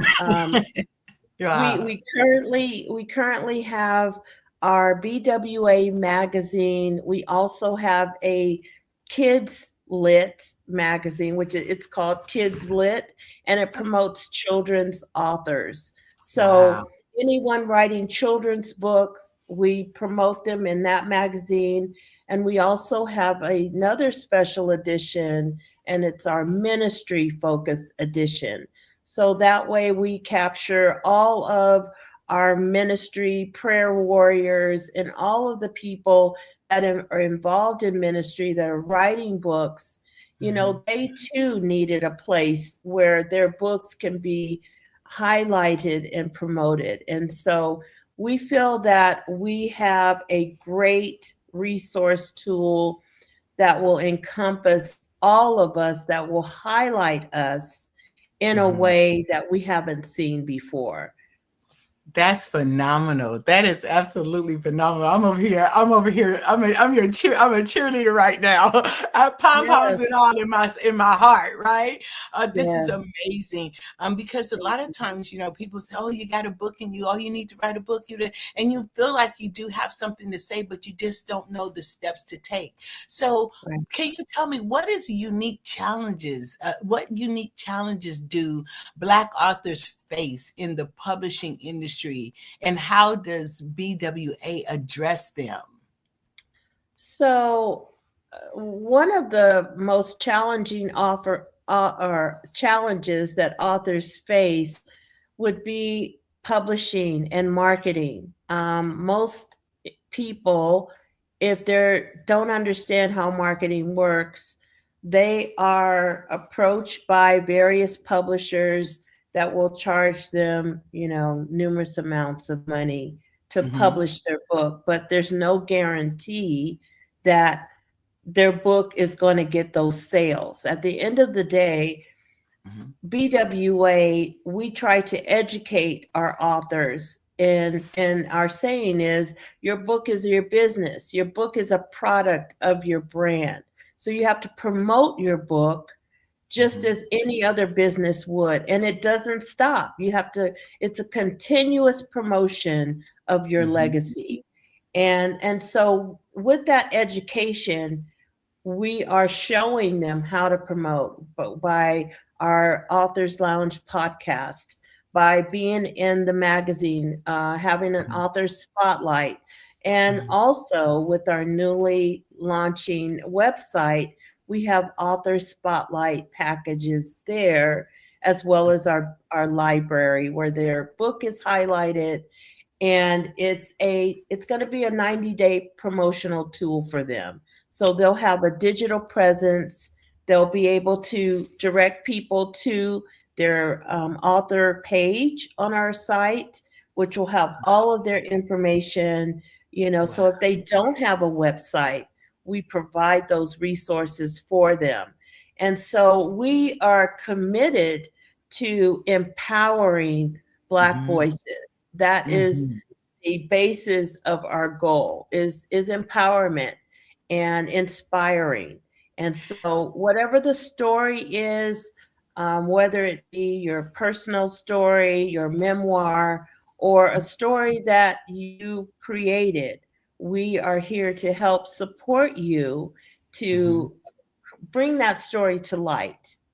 Oh, that's amazing. That's amazing, because many people have said, "Oh yeah, it sounds good," but what you provide is a platform that not just giving them a fish, but you're teaching them how to fish, how the steps that it takes to be successful in this space. And just to know that there is an author in you and you pull it out of them, not just pull it out of them, but also give them the tools that they need to succeed for longevity. And that is so amazing. I salute you and I celebrate you at the same time. Thank you. For sure. Oh, that's amazing. And just oh yeah, that's everything. And I'm going to stay on track here with this amazing interaction here, because you're doing great things and you're helping a lot of visions come true, just as yours came true. So to pay that. And one thing you said is that it's inspiring. When you get up and go to work every day and you're inspired to see someone else's lights come on. So again, I celebrate and salute you. So thank you. So I just said that, and I know this is going to be the answer to this question. What has been the most rewarding moment in your journey as the CEO of BWA? Wow. I would say the most rewarding was just I don't know, to just all each edition, and to see each woman and men blossom, and to see their photos when the cover and the edition is complete. I think that's one of my greatest joys, to see a dream that has come true. And each author that says, yes, I want to be on the cover. Yes, I want to have that author spotlight. And our team goes in and we create um, the best publication ever in my book. And to see that completed project and to see it online, that's one of my biggest joys, because I share that excitement with the cover author, watching them shine in print and being distributed all over the globe. I think that's probably my greatest joy, because I feel that I have completed that mission, that I have showed that author that you can be all that you can be, whether it's an entrepreneur or an author, because we are expanding, because we want Black business. We want our businesses to be highlighted and showcased. And in doing that, it brings me great joy, because I understand the grind and the work and all of that it takes to run a business. I've been in business for over 40 years with other businesses and entrepreneur ventures, along with working a corporate job, along with being a mother of two young men. And I understand the challenges that goes with that, and trying to build your business, to build your brand, to understand what goes with that, and to make those tough decisions on your finances, on purchasing ads and purchasing marketing tools to promote yourself. And so I totally get that.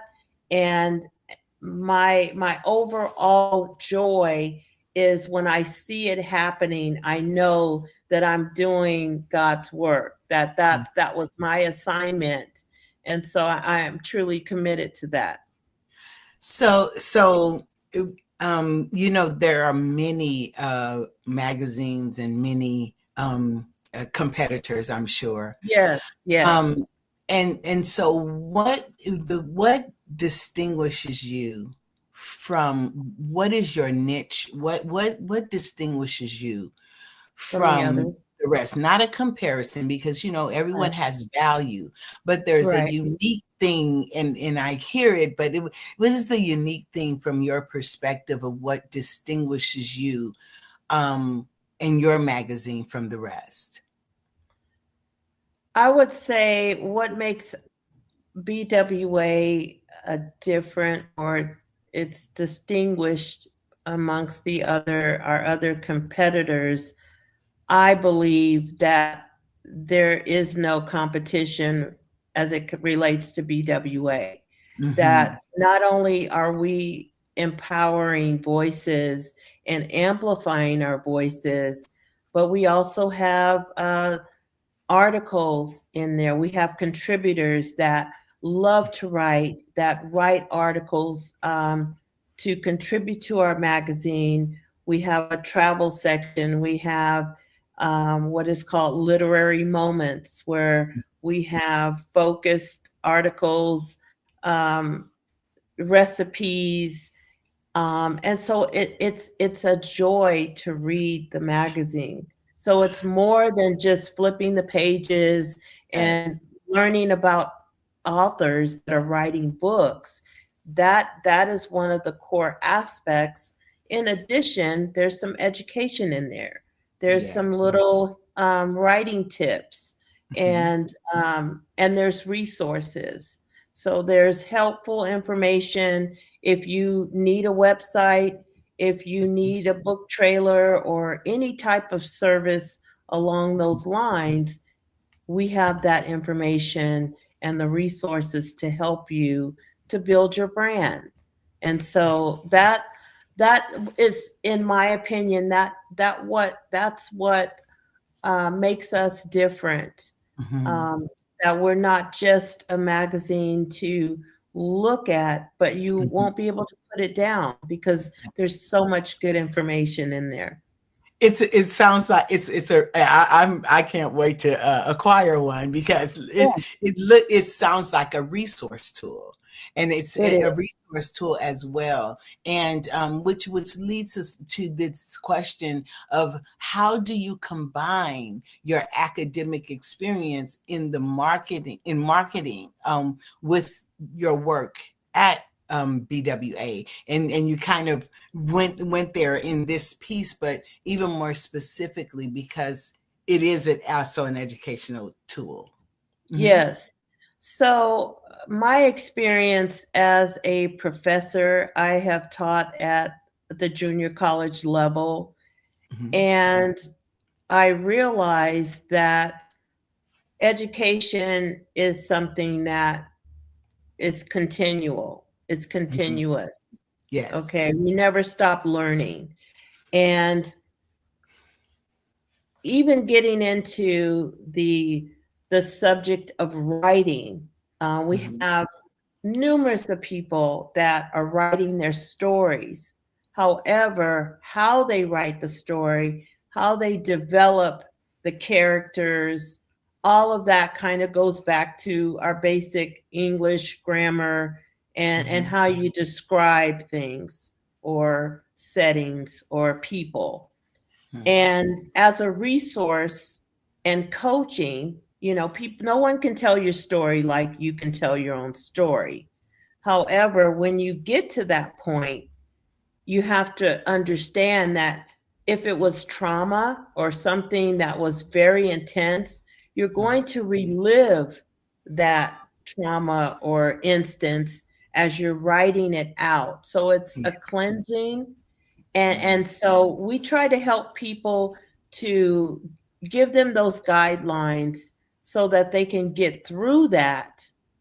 Because a lot of people will stop. They don't want to go through it again. And so the manuscript will sit there for years. Some people, 10 years, they started writing, they couldn't finish. And so we provide that support to help them get through that so that they can understand that someone needs to hear the story. I mean, the older you get, you realize that you go through things not so much for yourself, but to help someone else. And so that is one of my key concepts in helping our people to get over that and to move forward to get that manuscript written, because you never know, it could be a movie. Yes, yes. There's no limits once you get it out. You get it out. It can go various ways. So, to that point, how does AI factor in? We're creative. We all have a story, but sometimes people try to take a easier way. How have you considered the impact of AI or the benefit of AI in the book publishing or writing process? Okay, so thank you for asking that. For myself, I started using AI about 4, maybe 5 years ago, when I was getting one of my degrees, my master's, and I see it as a tool. So I learned how to create prompts and bots, and it literally helped me to build the business alone before I acquired my team.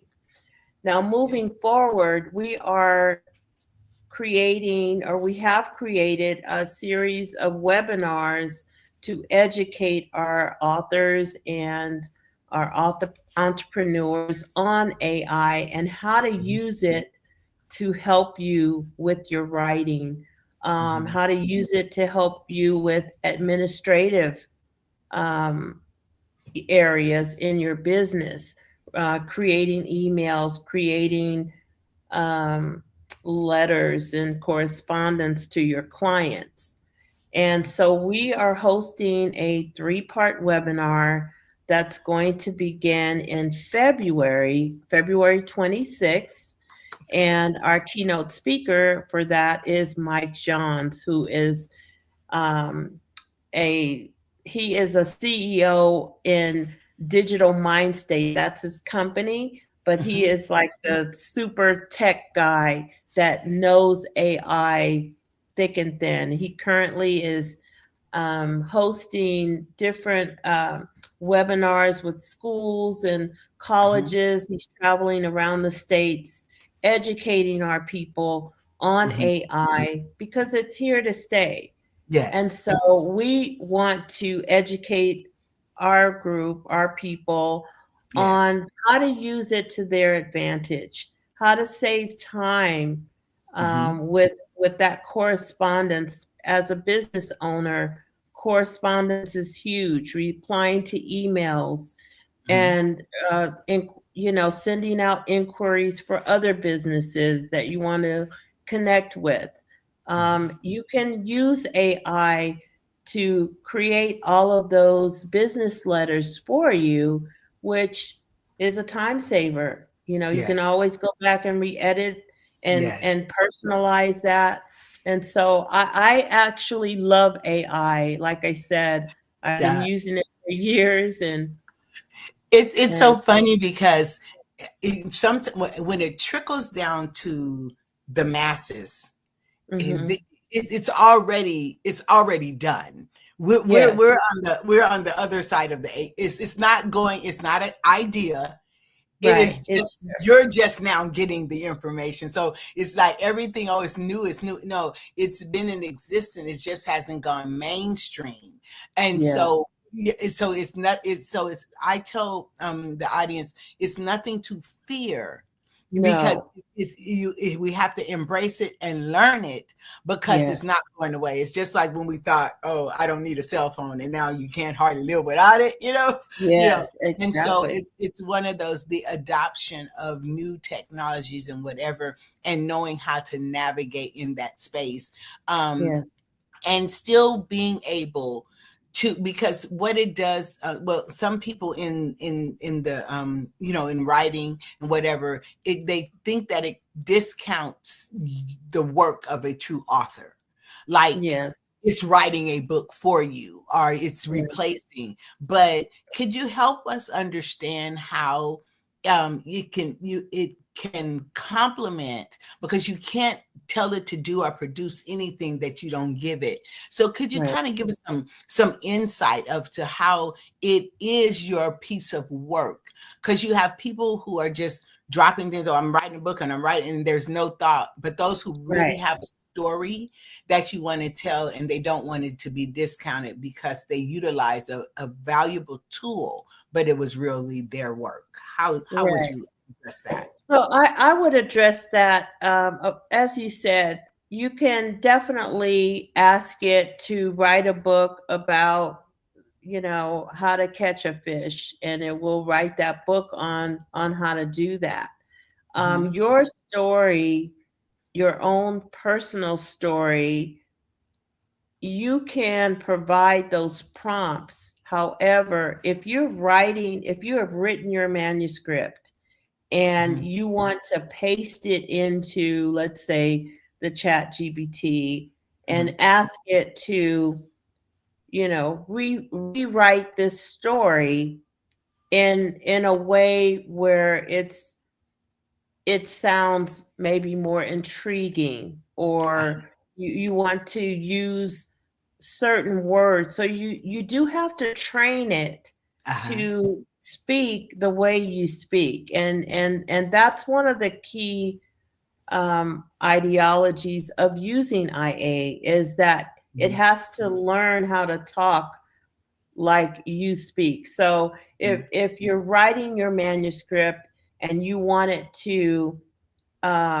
let's say you wanted to appeal to a younger audience. So you would ask it to recreate this manuscript so that it appeals to an audience of ages 18 to 26. Yes. And then it would go in and tweak some things so that it's more appealing. And so go ahead. Yes, Go please. ahead. No, that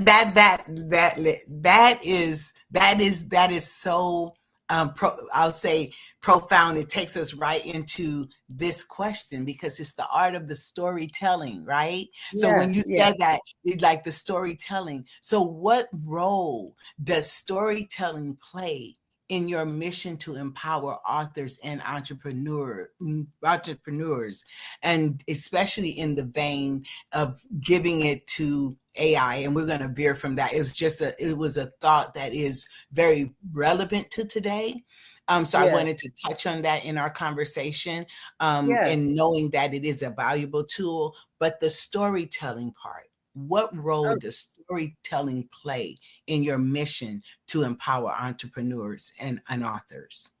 So for storytelling, the role is we have to educate our young people and our stories, and just if it's a personal story or you're telling a story about someone else's life or something that you witnessed, it's sort of like a futuristic item for our youth. You know, we want our youth to read more, and we have phones, we have cell phones, we have tablets, and so the physical book. And I would just talk about this for a minute. The physical book is slowly diminishing because we have the phones. However, there are libraries and there are bookstores and all of that where you can get those physical books. But the most handiest tool is the phone. And so the art of storytelling, that's the only way that we can communicate with our youth, is to tell our stories and make them in a platform where it's accessible to everyone. And so it is extremely important that you write your story, whatever it is. You can always change the characters if you don't want your name out there or you don't want to disclose someone else's name. You can change the characters. You can add a pen name for yourself as the author. And that way you get that story out there. Storytelling is, it's something that is so empowering when you hear the stories. I mean, if you think about it, storytelling, even for us now, the stories that our grandparents have told us, we never forget. We never forget their struggles. My grandmother talks about, being in the 1930s, growing up in the 30s and the Depression and how they were able to overcome that, and what my grandfather did, how she went to boarding school when everyone else had no money. Those are stories that I'll never forget, and so we have to provide that for our youth going forward. They have to understand the struggles, the trials that we went through to get them where they are today. And that's the only way we won't lose our heritage. We won't lose our history. We won't lose our family legacy, whatever that may be. Because sometimes people think legacy is just what you're leaving when you leave, but it's the legacy of what got you to where you got before you left here. And so, and just even with that and paralleling the storytelling, to be able to you, because the benefit of, I'll go back to the AI for people that are listening, that are trying to understand it and are kind of intimidated by it. The benefit of it is you could write that one book one time and ask it to translate it to your children, your children's children, and you wrote it one time, and it would transfer the language of that one piece of work. So that one thing that you can do one time and get paid several times for it, because you can appeal to different audience. You can tell it to do it to Gen Z, baby boomers, whatever, and you did the piece of work one time. So that's a nugget for a mind shift for those who are thinking about becoming an author, or leaving a legacy, or telling their story. And sometimes we can tell our story where we'll understand it, but the younger people, they won't understand it. We may not speak their language, but they can find the language that they can relate to. And so that's the nugget. And hopefully that'll expand your business, because they can come to you and you can help them do that. Absolutely. And I'll take it one step further. Let's say you want to create that story in another language. You can use the AI to recreate that book in Spanish or in French. And so there you have another language in your book. Absolutely. So it's about embracing new technologies, getting in a space to be educated on it, and being able to go further, faster, with less effort, using the technology that's available to us. Absolutely. So my last question to you would be, what are some of the biggest mistakes new authors make, and how can they avoid them? Some of the biggest mistakes that new authors make is they don't self-publish their book. They're approached by publishers who say, give me $1,200, $1,500 and I'll do everything, publish your book. And so they don't have the education that goes behind learning how to self-publish, learning how to be in control of their own royalties. Yes. And not,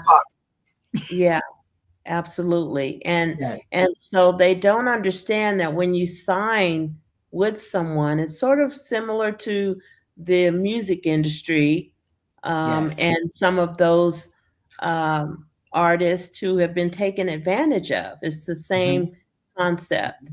And so if you don't know the business and you hand over your work to a publisher, they essentially can own your book. And they will publish your book, and you will get whatever it is that they decide to give to you based on royalties. I've heard so many stories from authors who have entrusted people, we'll say people or businesses, publishers, and they've submitted all of their work to that person and money.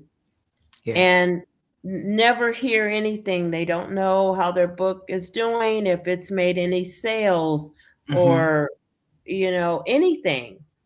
And so that is one of the concepts that BWA, we educate and we provide those resources so that our authors know exactly what they're doing. Because it's more than writing a book. You have to understand the business part of that and understand your own control, because it's your book. And so when you give it to someone else to publish and promote, they're going to make money on your book. And so we try to change that narrative, because you want to make money on your book. Right. And it's just like any other business. When you're starting out, you do the work It's Yes. it's no way around it. If you want to be Right. successful, you have to You do have the to do work. the work. And You do. have to, yes, you have to know every aspect of your business, how it Yes. functions, and how you would like it to operate before Yes. you bring in Yes. someone else to operate it. How are you Right. going to train someone if you don't know the process that you want in place? So sometimes Right. people just think that I'm a CEO. What does that mean? That means you have bled, you have cried, you have. Yes, absolutely. So that is that's exactly what it is. You have to know exactly what you're doing. You have to um, find us, BWA Magazine. We're blackwomenauthors.net on our website.